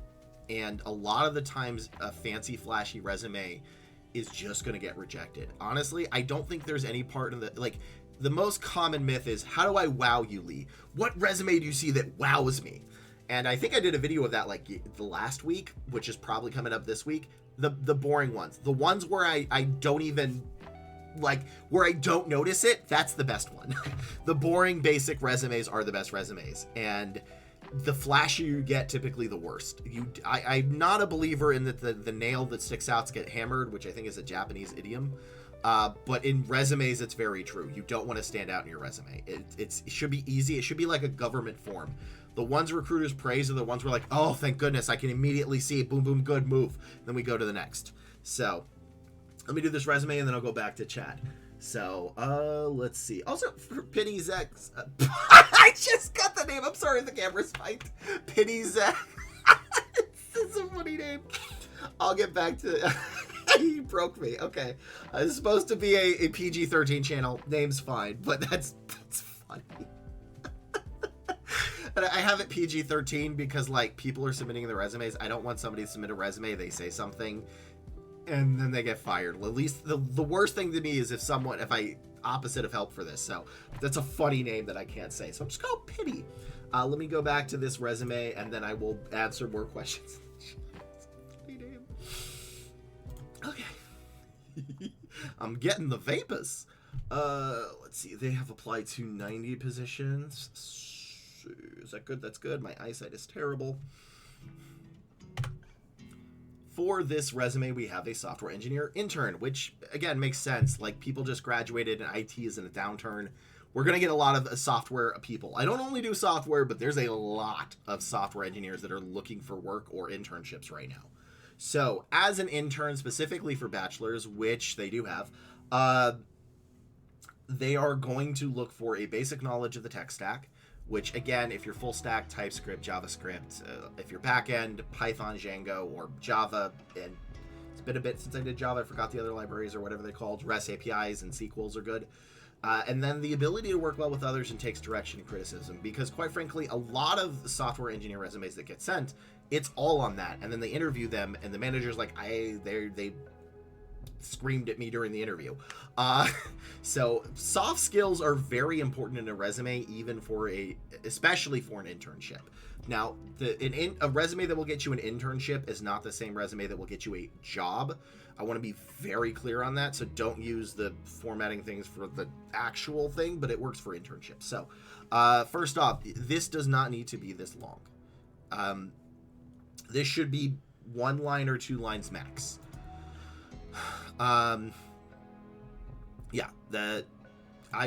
Also Python, Java, JavaScript, TypeScript, and C.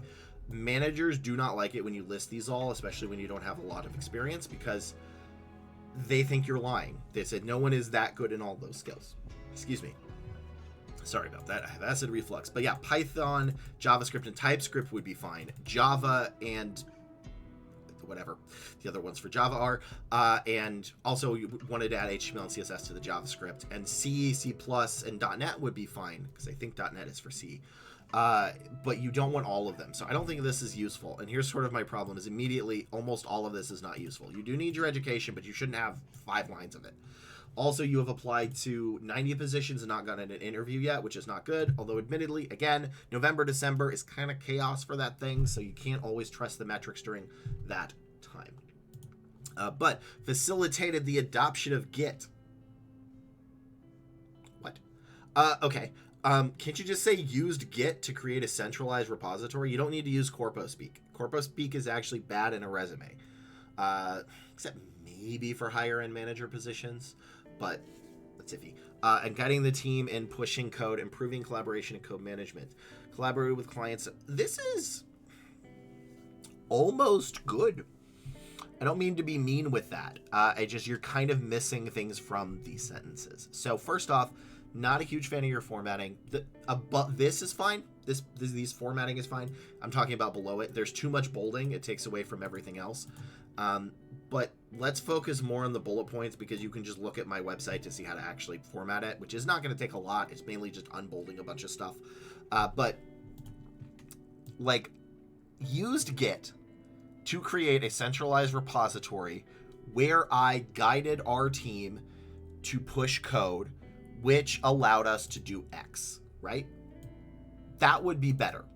including with maybe 1 or 2 other languages in there, because this almost gives me what I need, right? I want to know how you also help the team.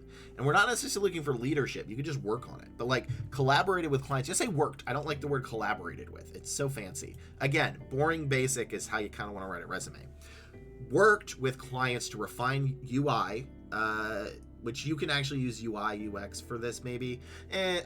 This one might be a little outside my domain. So just so worked with clients to blah blah blah designs using Figma and blank, which got kudos from the. Here's the thing: this brag doesn't really work. Increasing customer satisfaction is fine, but I want to know how you knew that, right?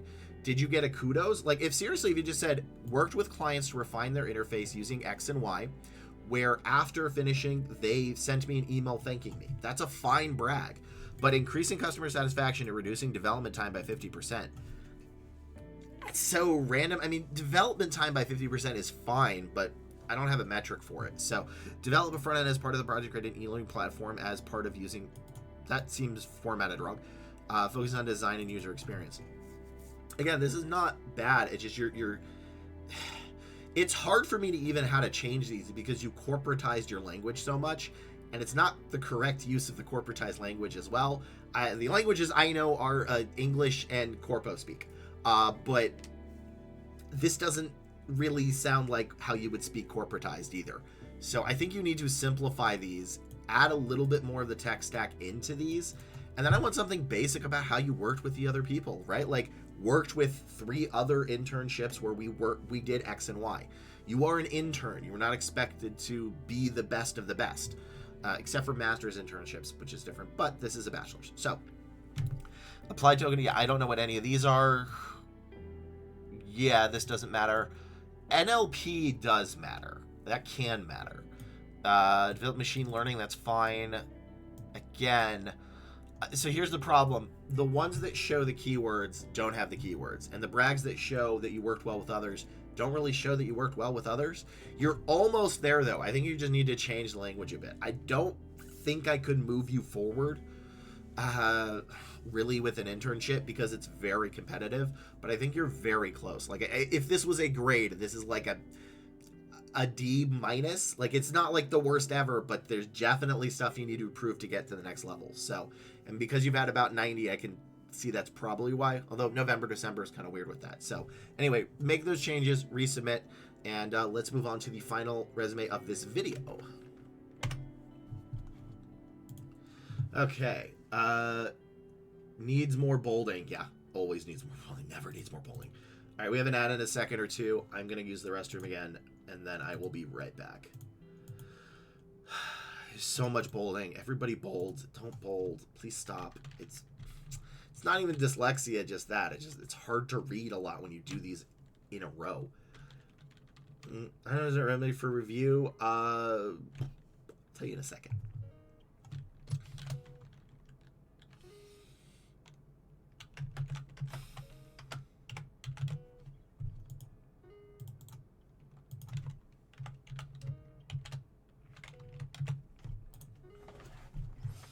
Be right back.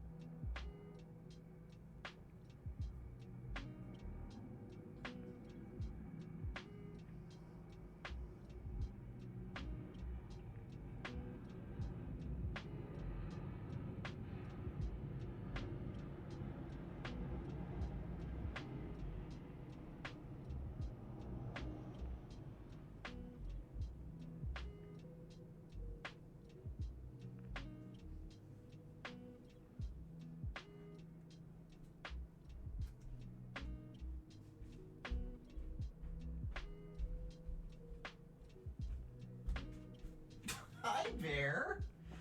You sleeping, buddy?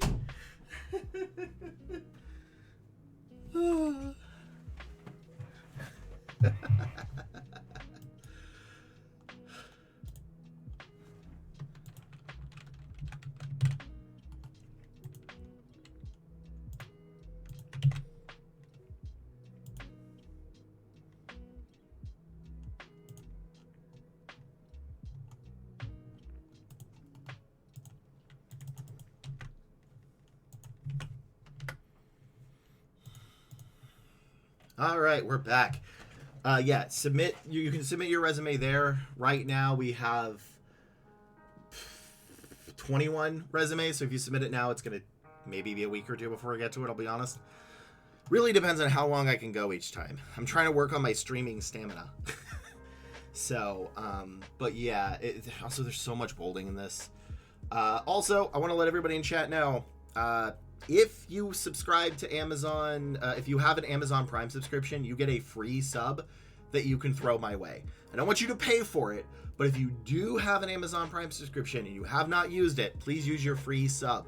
Only the free one. I do not want people that are jobless to pay me. That seems wrong. So, good old Bezo bucks. Yeah, so if you have the free one only, throw that my way. So I will beg for the free one. There we go. Thank you, Pity. He's accents such a funny name. Thank you very much. Only the free one. If you're jobless, don't spend your money on streamers. Honestly, may not want to spend it on Amazon Prime either, but that's a different story if you've already got it. So yeah, if you have an Amazon Prime subscription, you can use that to give one free sub, I think a month. I think it's per month, but yeah. So thank you very much, Pity. Now that you have subbed, you can use these weird little chat icons I have, and of Bear. I think everybody gets Bear, though. But yes, right now, part of his butt is out there, which just every time he does this, his butt is there, and his face is sticking out of the headboard on the other direction. So he was looking at me as I came in, and he did not move, because he's a lazy boy. Also, that's not true. He's old, and dogs sleep most of the day anyway. So, okay, let's see, that was 39.3, let's hide that row, and then we have a programming intern. That's very specific. Is that specific? Don't be suspicious, don't be suspicious. First, last, all right. See, that's good. I don't know what this one is confusing me because they just say programming intern. And I understand internships usually are going to have the same qualifications, but do they mean programming as software? I assume so. So hopefully this will be correct. Also, I realize I only have technically 3 more resumes. So before I do the resumes, I download them and I make sure that they are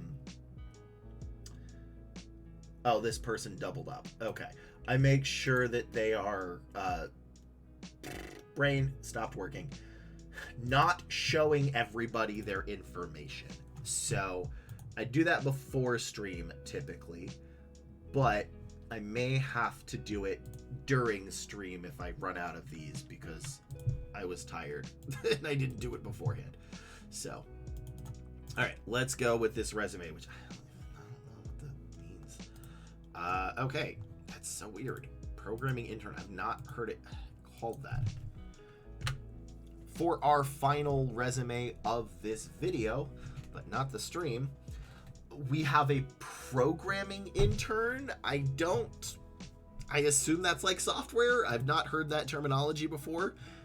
But yeah, if it is a software engineer resume, we're going to go with that because I took a very quick glance and I think this is a software engineering resume intern. Maybe it's outside of the United States and they call it something different over there. That's understandable. But at least in the US, I think this is just going to be a software engineering intern. SWE could also be, but people can tell me I'm wrong in the comments. That's fine. I'm always interested to learn more. So we're going to be looking exactly for what we were looking for in the last one. Skills, capable of working independently. Don't just say that. You have to prove it. Passionate about, don't just say I can do X. You have to show how you do X to prove it. Passionate about programming. This doesn't matter. This doesn't matter. I guess this is okay. Admittedly, these are going to be the right ones. C+.NET, SQL. AWS is fine, but like this is not how it's working, especially for an internship. Core programming languages, this formatting is awful. Oh, Canada. They're in Canada. No, this is still a software engineering intern.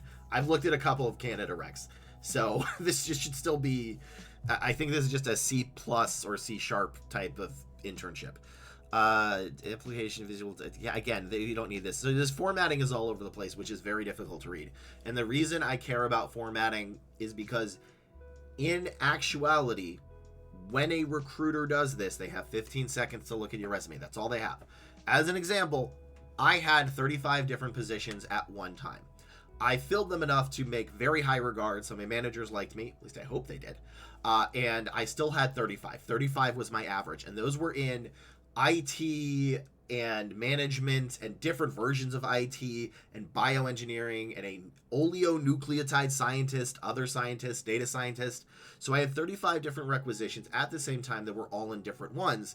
And when you do that, you really only get about 15 to 30 seconds on a resume. And as a software engineer intern, it's super competitive. You can post an internship position, you're going to get like hundreds of people within a couple of hours.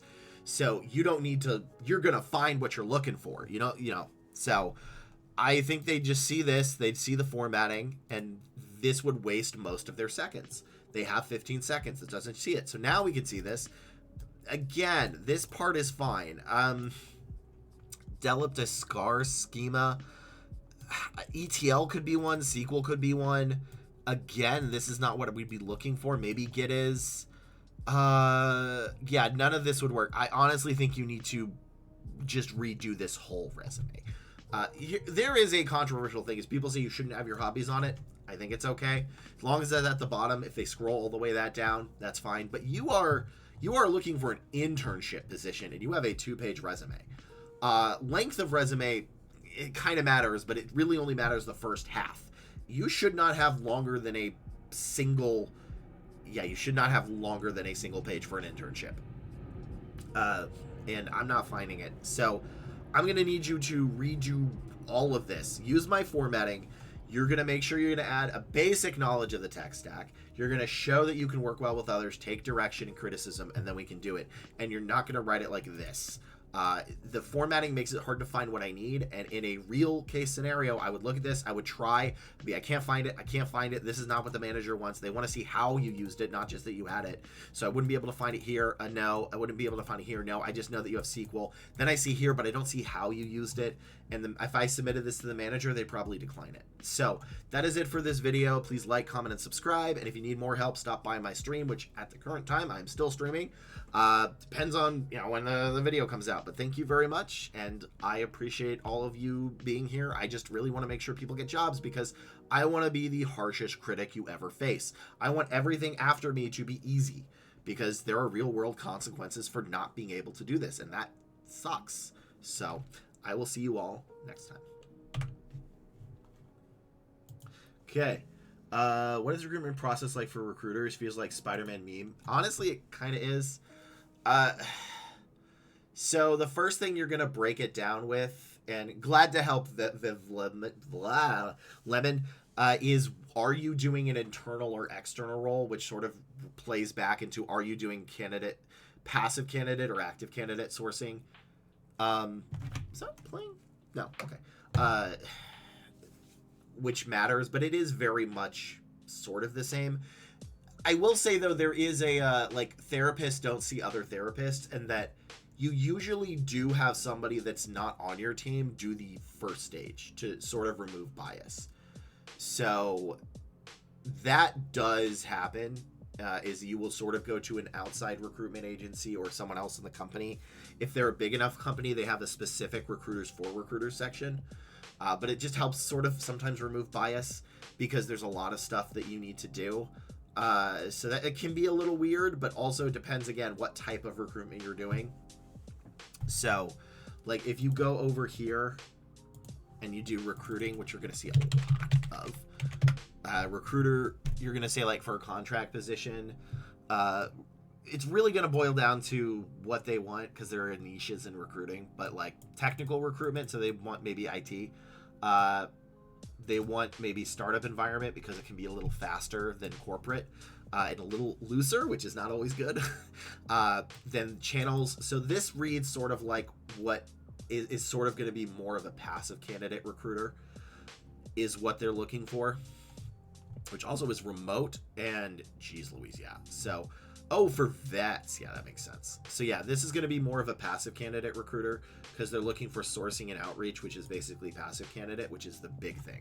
So I've really found that the biggest thing in recruitment is you need to break it down to, are they passive or active? Because doing one well precludes the time to do the other.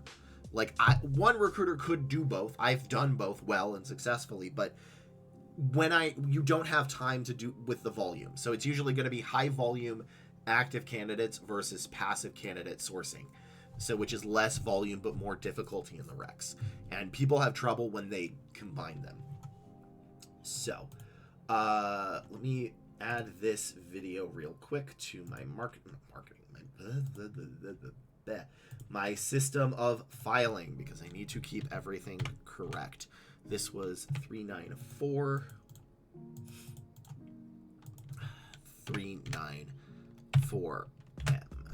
But yeah, Lemon, as you can see, and this is the first time on Twitch, you can have a bunch of other people chat, but others just sort of chill.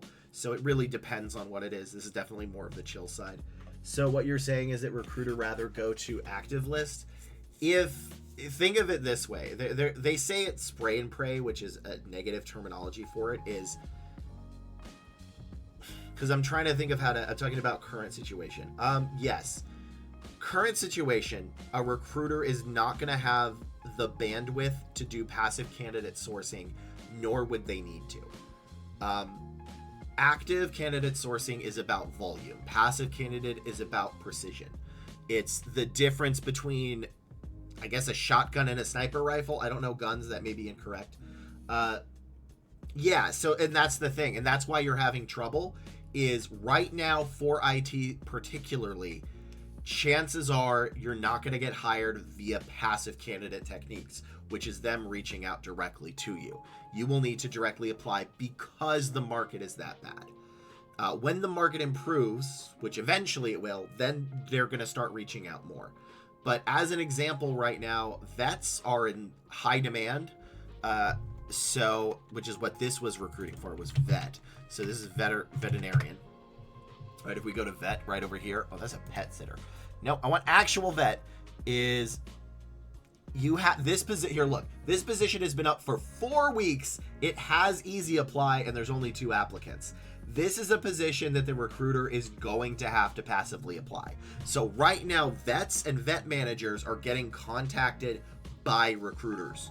And when the market switches, they won't be. It's basically, you can kind of tell how good the market is by how many people directly reach out to you, because it is a bad candidate market if there's no reach outs. It is a great candidate market if recruiters are directly reaching out to you. So that's the issue with there. And if you are looking to get a job based on active candidate applications, which is just applying to the job description, you're going to need a good resume. You're going to need a quality and a quantity of it. I haven't found any bots that do it right, primarily because a lot of ATS systems are ATS HRIS combos, which is basically going to mean you need to make your own application every time, and it's a nightmare. I have used Simplify, but for a very specific reason. So if you do, let me just make sure I'm not going to dox anybody, including myself, with this. So give me a second to just make sure this is correct. Yes, I know. People do know my full name. That's fine. I have my LinkedIn on places. I just want to make sure this is not going to autofill with my name or anything. Okay, here we go. So I can actually show this. Where my mouse is going crazy. All right. So how for some of them can be 100 applicants? Here's how. I'm actually about to explain it. That's a very good question. Here's why. So there are 2 types of jobs on LinkedIn. I use other channels, but it's essentially the same. You have Easy Apply right here, and you have Apply. Easy Apply attracts how many people went through the Easy Apply process, which takes 3 minutes, maybe, max, right? Not very long. This, on the other hand, says 15 people clicked apply. And what that means is, and this is why I had to make sure my info wouldn't get everywhere, is you click apply, and then you are taken to this website, which I realize is not going to fully show. Hold on, I have to actually show my whole darn screen, which I have a thing here somewhere. It's close enough. So this is the whole thing. So when you click this apply button for this, it takes you here. That is what that is tracking. So 15 people got to here. That doesn't mean 15 people scrolled down and filled all this out. That does not mean that at all. In fact, realistically, like, you could cut it by 10%. You don't get a lot of people to fill it out. So people hate Workday with valid reasons. I do not want to defend Workday because I've used it in a bunch of other ATSs. But if you have to make an account, you also need to know that a ton of other people didn't. So you do want to apply to roles that you have to make an account for. I hate that I have to say that. And I've used Simplify specifically for its auto fill out on that. So what's going to be is you're going to make the email, you're going to make your password, you click the Simplify button, and it auto fills this. And then you can click apply. Now, you need to watch it. I want to be very clear, you need to watch it because it's not always accurate, but it does make filling this out quicker. One time it said I needed a visa, which was not correct, which would have been probably an instant disqualification for that position. So also, I'm sure it farms out your data to everywhere, and the other parts of Simplify are probably bad. But at least for this, it will autofill this a lot of the time. So it will make this faster. It takes a little bit. So use it for this feature, but you're still going to take like 10 minutes to do it. But again, like, out of 15 people that clicked apply, probably 1 or 2 of them saw this and actually went forward with it. So you get, I've recruited on places where you don't have to make an account and do. The volume of resumes is drastic. And unfortunately, if you are trying to get a job, you need to apply to places that people aren't. That's the thing. You need to apply where others are not applying. And people don't apply through these because obviously it's annoying and it's a nightmare. I fully agree. That's also why recruiters don't like it, is it's bad for talent acquisition. And like, no one's going to fill all this out. I've been on the other hand, they just write one sentence, right? They say, I do XY. It's not a good descriptor. These are bad knockout questions, I think, truthfully. So, especially considering how tough it is for a vet, they shouldn't even have those knockout questions like that. Most applicants do not meet the requirements anyway for the non-Workday applications. Yeah, like, it's like here, software engineer. Let's just look at software engineer. So I'm also going to do what you can do. Where did my full screen go? I thought I had full screen. Oh, I have to do it here. Let me this is going to be easier to show, actually. So I know it's cut off. I'm sorry. I don't know how else to do that. I need to fix it. But for this front end position, what we're going to do is not going to look at date posted. We are going to look over here to all filters and click most recent. So this is how you can do it within the first hour, is you can click most recent. It will keep undoing that, which is annoying, but you do need to. So this was posted 2 minutes ago, no positions. This was posted 7 minutes ago, has 12 applicants because it's easy apply. Easy apply is always going to be harder to get because, again, you can just knock it off real quick. Let's see for a non-easy apply. Here we go. 17 minutes ago, 11 people clicked apply, but, and I know I'm switching back and forth, let's see how many people actually filled this out. Let's see how difficult this is. No, then you have to go to another form, and then you have to put all your stuff in. Yeah, so probably a lot of them didn't. So, let me go back. Sorry, I know I'm switching back and forth everywhere here. So, oh, no, go back to LinkedIn, please. Okay. In big banks, these applications just follow regulation rules. Nobody ever will be looking at the application list. In fact, they ask you to apply formal positions after you passed all interviews. That may be weird. That's weird. I haven't directly worked in banking, but finance does things a little differently, I will say. But, you know, they also could be knockout questions. So, nobody ever will be looking at the applicant list. In fact, they ask to apply for formal positions after you pass all interviews. Yeah, I mean, that's sort of That's probably because they're contracted to keep the position open for a certain amount of time, but they've already made a decision beforehand. So, all right, we're doing a video game break, and then I'm going to go and, what time is it? Yeah, I'm going to keep going. I'm going to go longer. It's going to be a longer stream. And then I have another 3 resumes. No, I already did this one, didn't I? Yeah, another 2 resumes or so. But yeah, I'm gonna go play some games with this on here, just because again, I can't just look at resumes for that long. It breaks me. It just breaks me. So let's do this over here. Let's get this set up real quick. I don't know why I am talking like that. Oh, that isn't actually good that shows my messages. I don't want to show my messages because I don't want somebody to message me and then get doxxed. There we go. So, yeah, I'll keep playing. I'll keep talking about recruiting stuff. Again, I just, seriously, like 4 or 5 resumes. Because, like, I could go through 100 resumes in, like, less than an hour on my own. But having to review them is way different.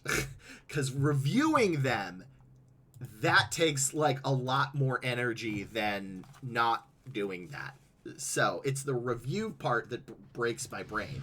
Because I don't want to just say, bad, move on. I want to, like, you know, I want to show that, I want to show people how to improve. I want to make sure that they know so that they're not getting rejected, because it sucks. And having recruited for, I guess, 5 years plus now, I'm really bad at time. Over 4, less than 6. I don't think resumes are a very good form of deciding if a candidate is good or not. It's just the best we have. That's sadly the thing, is resumes are not a good description, and I've said to hiring managers a lot, like, in fact, one thing I say to them almost every time is, you don't want to miss the star candidate because the only skill they didn't have was writing a resume. And that's just the fact. Writing resumes is a separate skill than doing the job. So, you know. And yeah, like I said, I'll play like usually 2 rounds, and then I'll go back to doing another review or 2. I'm going to try to go for 3 hours today. That's my goal. So, or play something else maybe in a little bit, but I just need... I can't just look at resumes all day. I wouldn't want that to be my job. And I know that sounds weird because I'm a recruiter, but truthfully, I'd really only say about 20 to 30% of the job is looking at resumes. Most of it is scheduling meetings and fixing the process and scheduling interviews or finding out different information. It's a lot of, hey, please get back to me. That's a lot of the job. Okay, who do we need? It'll be Venom. Venom's kind of neat.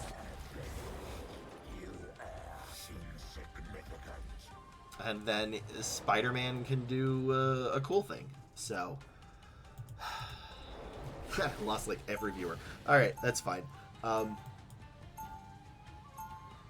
Again, I will go back to reviewing resumes in about 20 minutes or so. I do understand they are different audiences, but there's only so much I can look at in a second time. We're also having an ad in about 5 minutes. 30 seconds before you attack. Get ready. Which I do wonder if there is a way to keep that same people, because I know this is not exactly what everybody wants. I just need a break. Maybe something idle in the background between them, or maybe pace myself, but I don't really do that as a personal thing.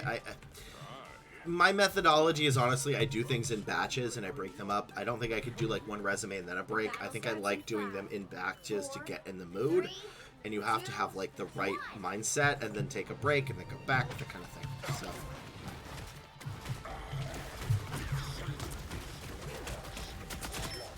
Oh gosh. Aha, I got him. Oh gosh, where are we going? Okay, we won? Did we win? No. No, we didn't.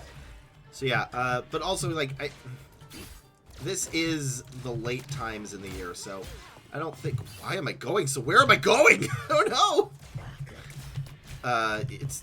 Things are not going to pick up till at least middle of January on average. But I still think this is a bit of a weird year. That was the worst Venom swing ever. You know what? No, I got on the back line. That was weirdly enough correct. Oh, no, that wasn't.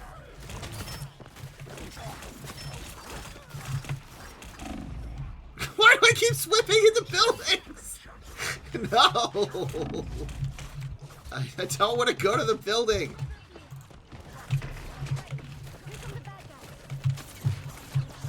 Oh, God. Oh, okay. Yeah, this isn't good. Oh, boo. Canceled. So. But still ask me recruiting questions. I want to be very clear. I'll just not exactly resume questions. So. I think I might do one and then go back. Because, again, I have only like 2 or 3 more. Unless people are okay with me organizing them first. Because I do have to check, A, if they're in PDF format. Because I actually have to move them all to PDFs. I have to use, like, I love PDF to change them. And then make sure they don't dox themselves. Because a lot of people will put their full information. I'm like, I cannot in good conscience show that. I'm sure maybe you don't care. But, like, I don't want to just show someone's street address to everybody. That's not what I want to do. So, who are the team-ups? Is there a tank that is good for team-ups? I don't know if I like any of them. Yeah, whatever. Who does Mantis work with? Probably Star-Lord, right? Yeah, Star-Lord. No, they do... What? Oh, gosh. There's too many people.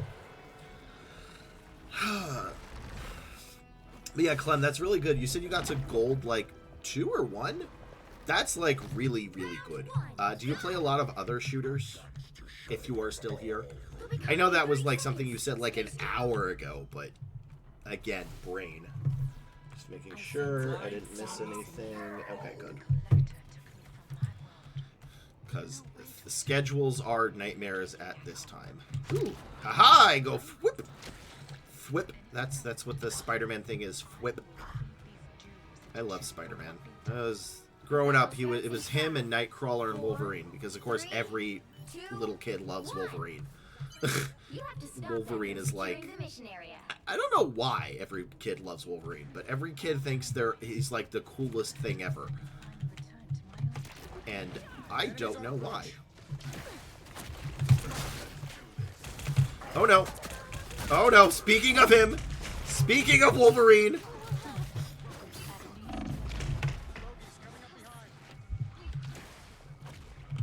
This is Wolverine is scary.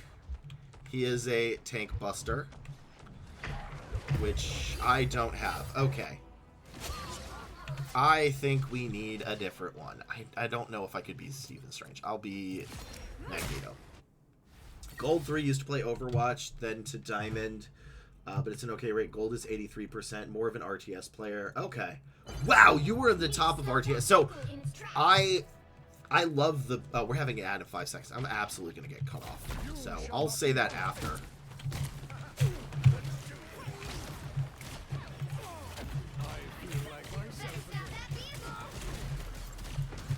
But yeah, I think that is my worst type of game is RTSs. Oh, no. Am I even in the right place? Do we not have our... We have a tank, right? Okay, you know what? No, we need Moon Knight. They're all bunching up. They're all bunching up together, and I think that's the right choice. But yeah, I am so bad at RTSs. That is the game I am the worst at, bar none, is any RTS. I think that's why like League is sort of a 2% is Masters, not Pro. I mean, it's still impressive, but okay. I need to go up high. Oh no.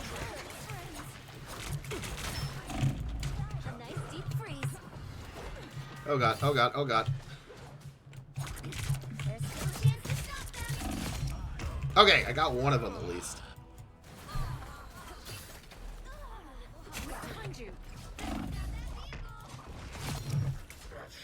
Back where I started. They hit a checkpoint. Now might be a good time to stop them. Somebody be on the point! god. No, I should not be Moon Knight because absolutely no one is on the point.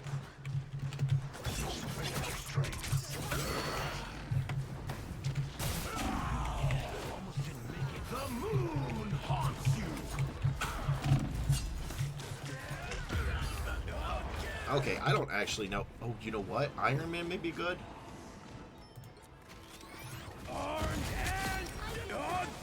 I think. Better stop that vehicle. Anyone say fireworks? Unshoe's avatar is here. Chin up. Oh, that's better. Enemies on approach. Anyone say fireworks? Stop them. Oh god, they're flying.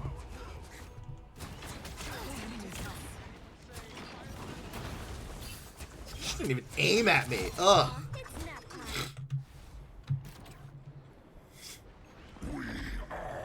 No, I think this is the right choice. Anyone say fireworks? Oh, too far. Too far. Oh god, okay. I just have to hope my team is able to do this. Hurry up. Bombs away.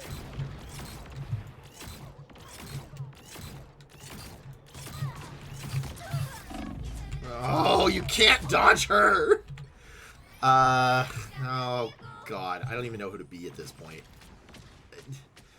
I have no idea. But, I like RTSs. I am the worst at them. I think Plat was the highest I got in League. 3.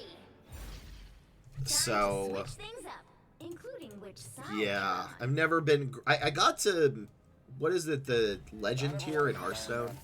But it worked out for everybody. You'll need a But- top-notch team to win this one. I don't know. Never been that good at video games. I like them, but never been that good. Alright, I need to learn how to play this guy. So, shift is the attack wall.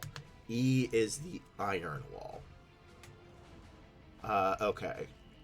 And then the third side will launch them up. Explorer.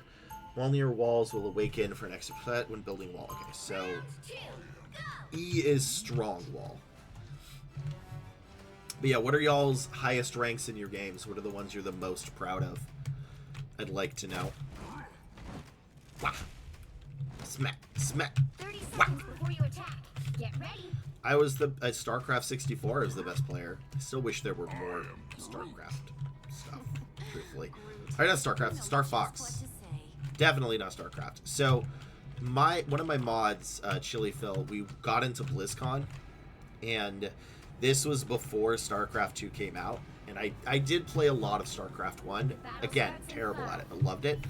And I knew this, that I wasn't good at RTSs, so I'm like, hey, Chili, please just go easy on me. I know you're going to beat me, but, like, I want to play the units. I want to try to, like, you know, learn about them and all that stuff. Can you just don't murder me instantly, right? And we go in. I'm building my base, and I was like, oh, this is fine. This is fine. And then Chili beats me and just destroys my entire base in the equivalent, I think, of 7 minutes. And I'm like, what the hell, dude? You told me you told me we would go easy on me. You said it wouldn't be like crazy. He's like, I thought this was your sub base. So that is how bad it was, is he thought it was my sub base, and that was why he didn't do it. Which is why I lost that, and we waited in line for 30 minutes to play, and then got kicked out in 6 minutes, because I was that bad at the game. And no, that was my only base. Absolutely my only base. So...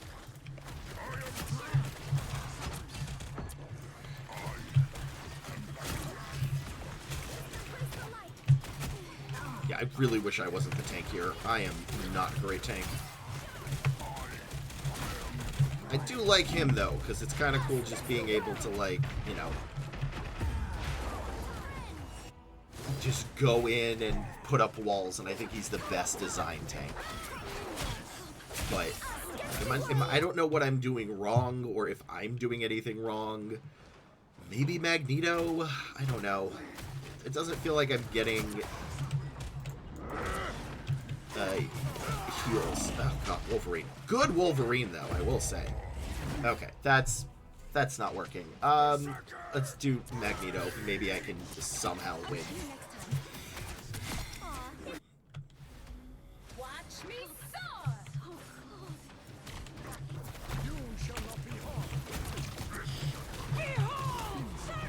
Like, they're all just running up into us. Okay, please. Okay. Like, I may be doing something wrong. I genuinely want to improve. I just don't know how to do that.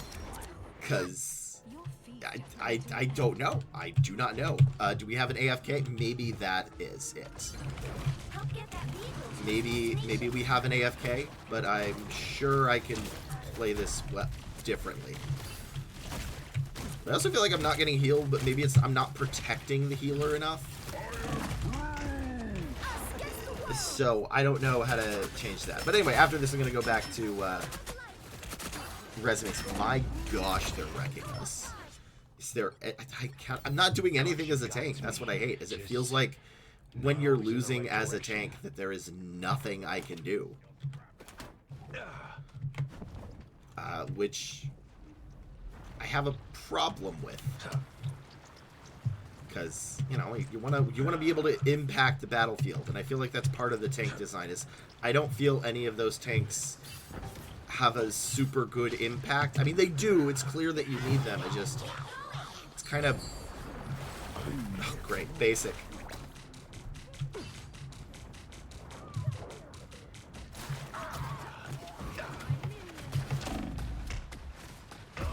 Cool. And it's like, I don't know if I how to protect. And you know what? That's kind of my issue. Is I don't feel like I'm protecting my team as the tank. And I kind of want to. I want to be able to know that I, myself, have saved people. I want to know that I did a good job of doing that. This is a horrible Moon Knight play, but... And I feel like Groot is the only one because it's very obvious, but the rest of them, it just doesn't feel impactful. It just feels like you are a sponge, and that is it.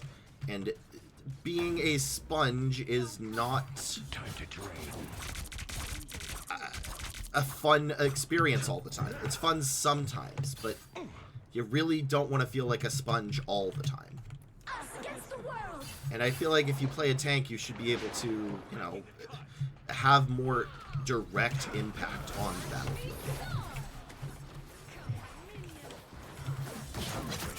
Like, this is cool because I can just, you know, maybe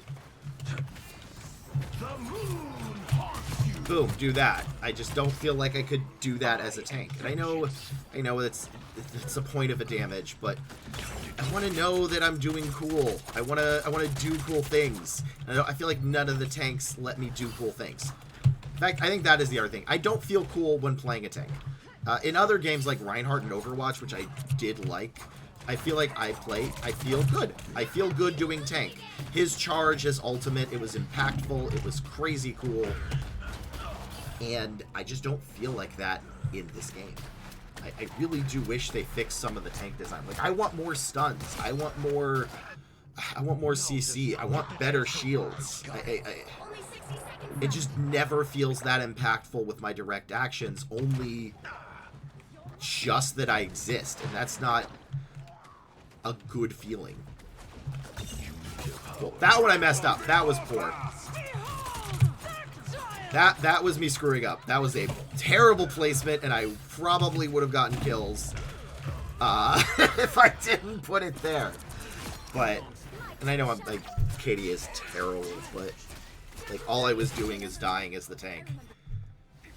Because like in Overwatch, I felt like you felt cool when you, even if you were dying as a tank. And that is the one flaw I have, because all the DPSs feel phenomenal. I think all of them are very niche, and they do very different things, and they're very fun, and it just is awesome, but none of the tanks here feel like that. I know I'm not great at the game, but I still want to feel like I did something as a tank besides just randomly get hit. So, okay. Okay, Oh, I thought I placed my ulti. I need to see you on my team, not gonna lie. That's fair. That's fair. I'm not good at the game. I deserve my thing. I will not claim to be good. No one is watching this for good plays. And that's why I'm not saying, oh, my team is bad. I am bad. I know I'm bad. I have never been the greatest at this types of game. I just wish it felt better to be a tank. And that's my big problem. Because I do like playing tanks. Honestly. It's... 1, 2, 3. Like, I do like playing tanks. I just don't have fun with the tanks here. And I do like playing healers, too. I just... You can't expect them all. I don't feel good playing them. And that's my problem. Like, I know I'm doing wrong, but I'm not sure what I'm doing wrong.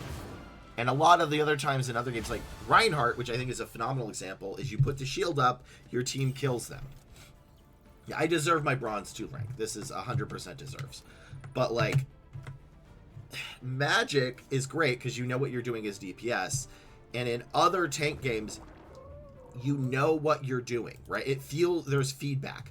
I don't think there's feedback in what I'm doing as a tank. Because there's no, like, stun from Reinhardt. There's no knocking people off as the hamster. There's no boom explosion from Diva. Is that I don't feel impactful even if I am impactful. And I think that is my problem of not liking that type of tank, which is a design flaw, I personally think. I'm sure they are useful. I don't want to say they're not useful, right? Like, I don't want to say, oh, they're bad or they need to be buffed. I'm saying they don't feel mechanically fun to play, which is a different issue. So I think this is the one I did, right? Yeah, this is the one I did. Because I don't know. I mean, you've played the game a lot. What do you think about the tanks? I'm honestly interested to know. I know I'm playing them wrong. I know I'm not doing well, but there's not a lot of high impact tank moments for me in that game. And that is sort of hurting my enjoyment of being a tank. Is like, I'm not even sure why I'm supposed to be doing this. Like, I don't know how to rally my team around an ability, you know? And like I said, like, do you think that is also the case, Clem? I know they're I'm not talking balance. I'm saying, like, from a fun and impact perspective, because you've played both and you were very good at it, better than I will ever be. What do you think about the differences between those in regards to impact and what it feels? Because I do know they are important. If you don't have a tank, you will lose, but it doesn't feel like you're doing it. So, and I think Groot is a good example of a good gameplay there. While, to me, Captain America, Venom, and, like, 2 of the others just play the same. And Thor. Like, they all kind of play the same to me. So, alright, we have a... And again, could be wrong. I'm never going to assume that I'm right about that. It is not an expertise. But, you know... I have an issue with the tank design. And a little bit with the healers. I do think the healers are more distinct. But, oh, hi, Matt. Let's see. We're looking for a security engineer. So, let's see. 2 years, Python, Java. So, it's one language. Just language in this case. I'm going to put prime language, and I think that's going to be accurate. Let's see, vulnerabilities, attack vectors, mitigation, maybe crypto. Ugh. I mean, again, I would actually like to know if I'm talking out of my butt for how those tanks play. If someone would chime in and be like, Lee, you're actually wrong, I'd be okay with that. Because I know this is not an expert. And I am good at resumes. I'm not good at the games. I just think from a design perspective, they're kind of blasé. They don't do the same thing. Same with a little bit of the healers. I think Jeff is a good healer. And, you know, I think it's also more striking to me because the DPS all have their niche. And I was able to figure that out very quickly. And I actually like that. I just don't know the very niches between the tanks or the healers. Like, why would I want to pick Thor over Captain America besides a balance issue? Why would I want to pick Rocket Raccoon over Dagger and Shadow or whatever their names is? They just blur to me. And that's my biggest problem. So, let's see, what is this? Cloud security preferred qualifications required. A degree is needed. I'll just put degree because it's up here. A lot of them are going to want it. Linux, workload, Python or C, backend network security. Here's going to be a couple of stuff. So, but no one has told me wrong, and I'm okay if people try to correct me. I will fight like a tiger on recruiting stuff, but I mean, come on. I'm recruiter reviews. That is not going to have the same impact nor success. So, and I think it's important to know when I might not be correct about something. Every time I say something, I internally go, "Am I right about this?" And if not, why am I wrong? So, security testing. Although, admittedly, in this case, I've never done cyber, so I wonder if I can actually give this review, but I'm going to still try at least, and I will give that corollary, which is why I like giving that, because I don't want someone to be taking something as gospel that I'm like, you know, it's got a 60% chance of being correct. Like, full stack, yeah, I got that. Software engineer, I got that. Most others, but cybersecurity might be a little bit different. And this was posted 3 days ago, has over 100 applicants. I think a better look was an hour ago. 4 people clicked apply. Hilbert position. Let's do... Oh, this is not... I don't know why I'm doing this. This person is a security engineer. That's the actual job title, which is not a good job description. Cloud for Panda. Panda pays well usually. Let's see, security engineer for Graco. I don't know how impacted this type of industry is. So if anybody does cyber, they can let me know. I don't quite know. Cybersecurity, it's going to be a lot of stuff. So cloud, Linux, Mac is going to be it. Cloud, Linux, Mac, specifically OX. And then there's going to be 1,000 different little certs. We're going to do AI, ML, crypto, a bonus one. I know, crypto. SaaS, PaaS, middleware. Okay, cloud. I think this might be enough.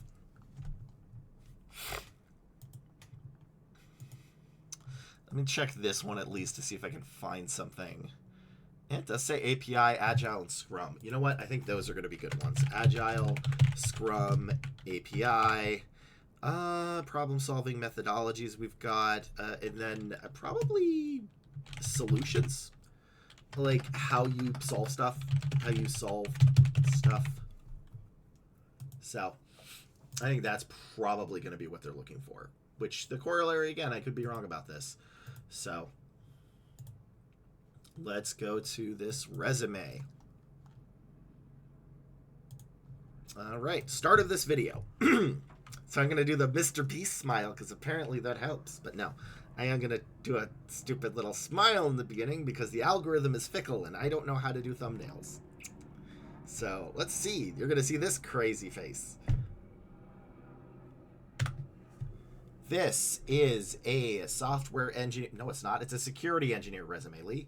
Security engineer. Have software engineer on the brain.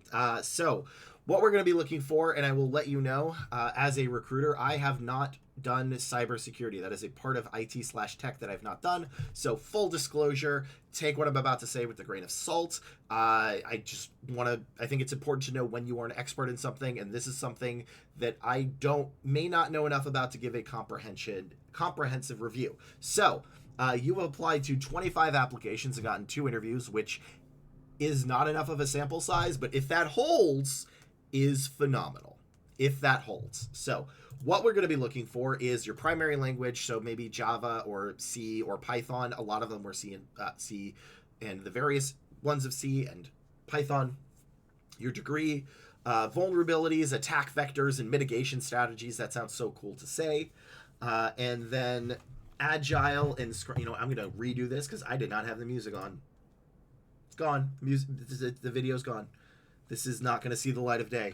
Let's redo that. And let me change this so that nobody else can hear it.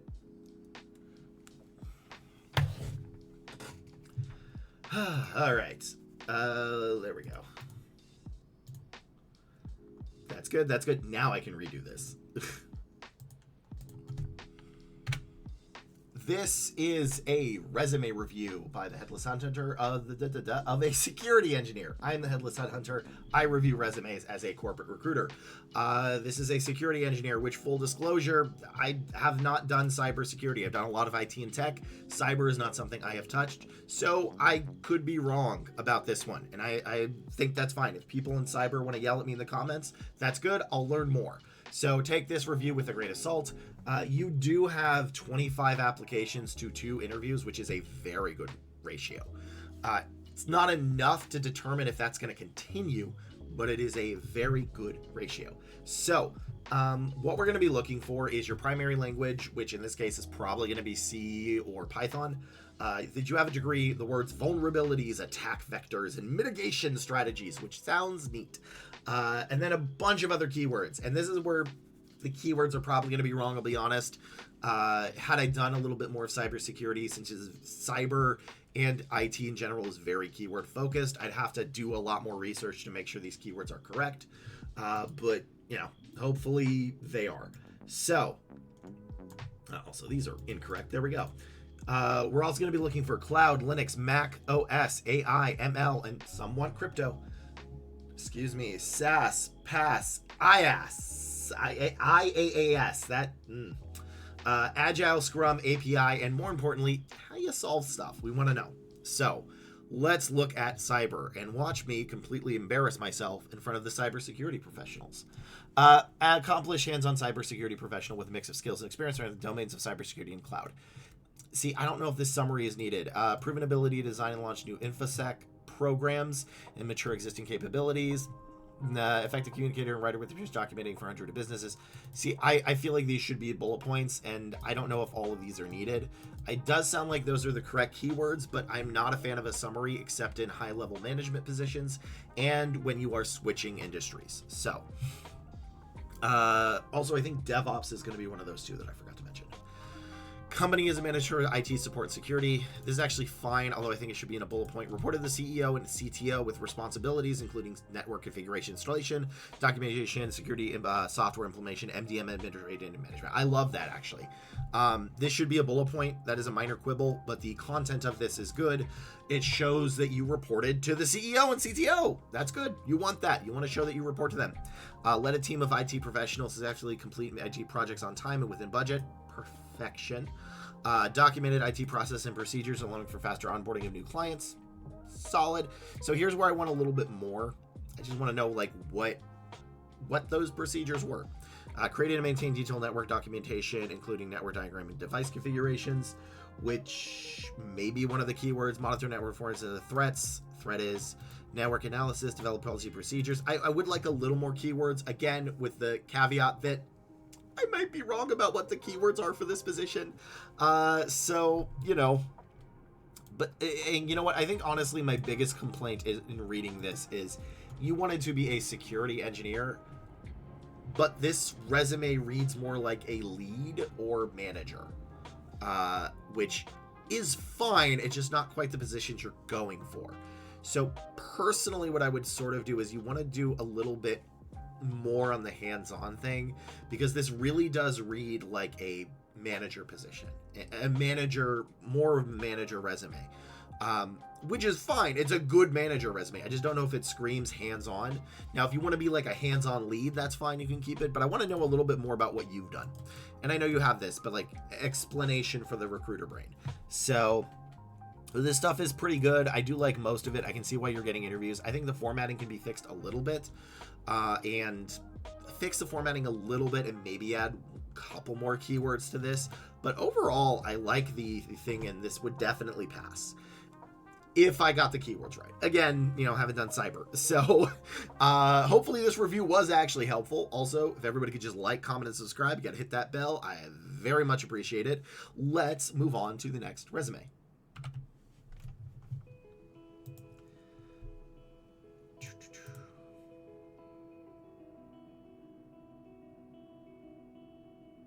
What is the next resume?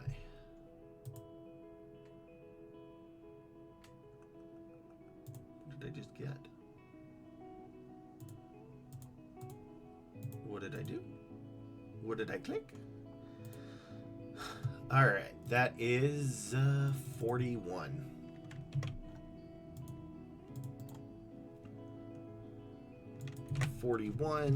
M, and this is 41. Let's see. Can I do this one quick? Front end dev, intern trainee. Okay, cool. I can do that. In fact, I think I can do that before the ad. I don't want anybody to suffer an ad when they can't. They don't have to. So let's do this. Front end dev, trainee. I will go over here. I will knock this one out. Front end is... Do not mess with the keywords. Please do not screw this up. Okay, there we go. And then this goes over here. This goes over here. Okay, HTML, that's PHP, SQL, then we have that, WordPress, that's, and SEO. Okay, there we go. That's a simple one. Oh, I actually have to, well, you need to get the resume up. That is how that works. Okay, done. Nope, that is all awfully. Okay. 4-2. Okay, there we go. This is how I know I'm tired. I'm getting all my documentation messed up. So let's do this. I want to do this before y'all get hit with an ad.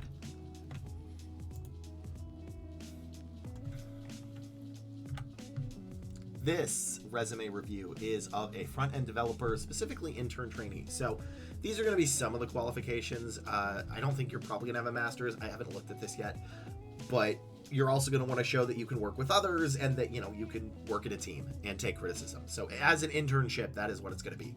Trainee might be a little bit different, but we should be looking for some of those and that you can work with the team and take criticism. So personal project, personal website, no one's going to click on that. No one is going to click on that. Also, you have an associate's degree in software engineering that's expected to be don't do that. Instead, just say associate's degree expected 2025. It looks weird when there's a 4 years in between. No one is going to usually click on this until the management stage. If you want to do your personal website, it should be up top. Participation of the algorithm Olympiad. That's fine. Participated in the blank, focusing on solving algorithmic problems. No, I need to know how you do this. How did you solve that? How did you work well with others? Collaborated with team members, development and solution with a good time. How did you collaborate? Don't just say collaborate. Say worked with 3 other members where we met weekly, gave each other feedback, and went on to do X. And why did that be successful? I need to know more. You cannot just say collaborated. I need to know what it is, how you did it, and why you did it. Those are the 3 that need to be in almost every single bullet point. Developed a calendar with, again, this is okay. They need to be in the bullet points. This apparently is the new meta of people writing this here, which admittedly is better than a blob of a skill section, but you really, really, really need them down here. They need to be in the bullet points. So, developed a blank application to manage meetings, added the ability to log into the calendar with his accounts. Yeah, again, here's the thing. You still need keywords. Like, this needs to show how you did it. I need to see more TypeScript. I need to see more JavaScript. I need to see more React. It needs to be here. I get why you put it here. You need more. Because they need to see what it is, which is the actual keyword, how you did it, and the result. And the result doesn't have to be a brag. They just have to see the why you did it, right? So what it is, how you did it, and the why. Those are important. And I'm scanning this, and this one's okay. Again, like, how did you develop? Just develop the website. Like, I can't just say, I'm a recruiter, I recruited for stuff. I have to say the industry. I have to say what techniques, passive versus active candidate sourcing, etc. Collaborated in a team to design. Again, how big was the team? I need to know. You are missing specifics. So I don't think I could pass this, truthfully, because I don't have enough to give the hiring manager. They're going to ask me these questions. They're going to be, Lee, how did they develop? And I'll be like, I don't know. And they'd be mad at me. So I need you to do what it is, how you did it and why you did it. In which case, how you did it was you worked with team members. How did you do that? And then the result of working with them. So those are the 3 things I need all throughout here. In addition, internships are crazy competitive.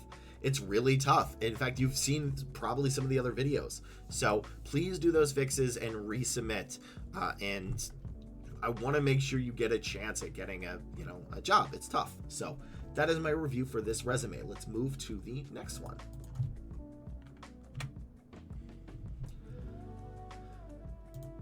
Alrighty, everybody. That'll be it for me. I know it's almost 3 hours, which is fine, which I just forgot to add more resumes, so I'll do that tomorrow. But yeah, I thank you all for coming by. I really appreciate it. Let me raid another channel. It is always very beneficial to raid other channels. I really appreciate it. It is helpful. I hope you can raid with me. Thank you very much for you being here, and I will be back tomorrow at 3 p.m. PST. I want to make sure you all get a job, and I like doing this. And hopefully, maybe I'll be better at Marvel Rivals. Probably not. It's not. Never do for good gameplay here. So yeah, let's go with Lana. I think Lana is great. Let's raid Lana. So thank you all for being here. And in 10 seconds we go. In something amount of seconds. Where did it go? Where the heck did the button go? Oh no. Okay, yeah, there we go. There's the, oh no, they changed my button. I don't know where to raid anymore. Oh god. That's not good. Okay, sorry, one more time. Let's try this. All right, ready to raid, and it glitched. All right. Thank you all for coming here. I appreciate it, and I will see you all next time. So thank you very much.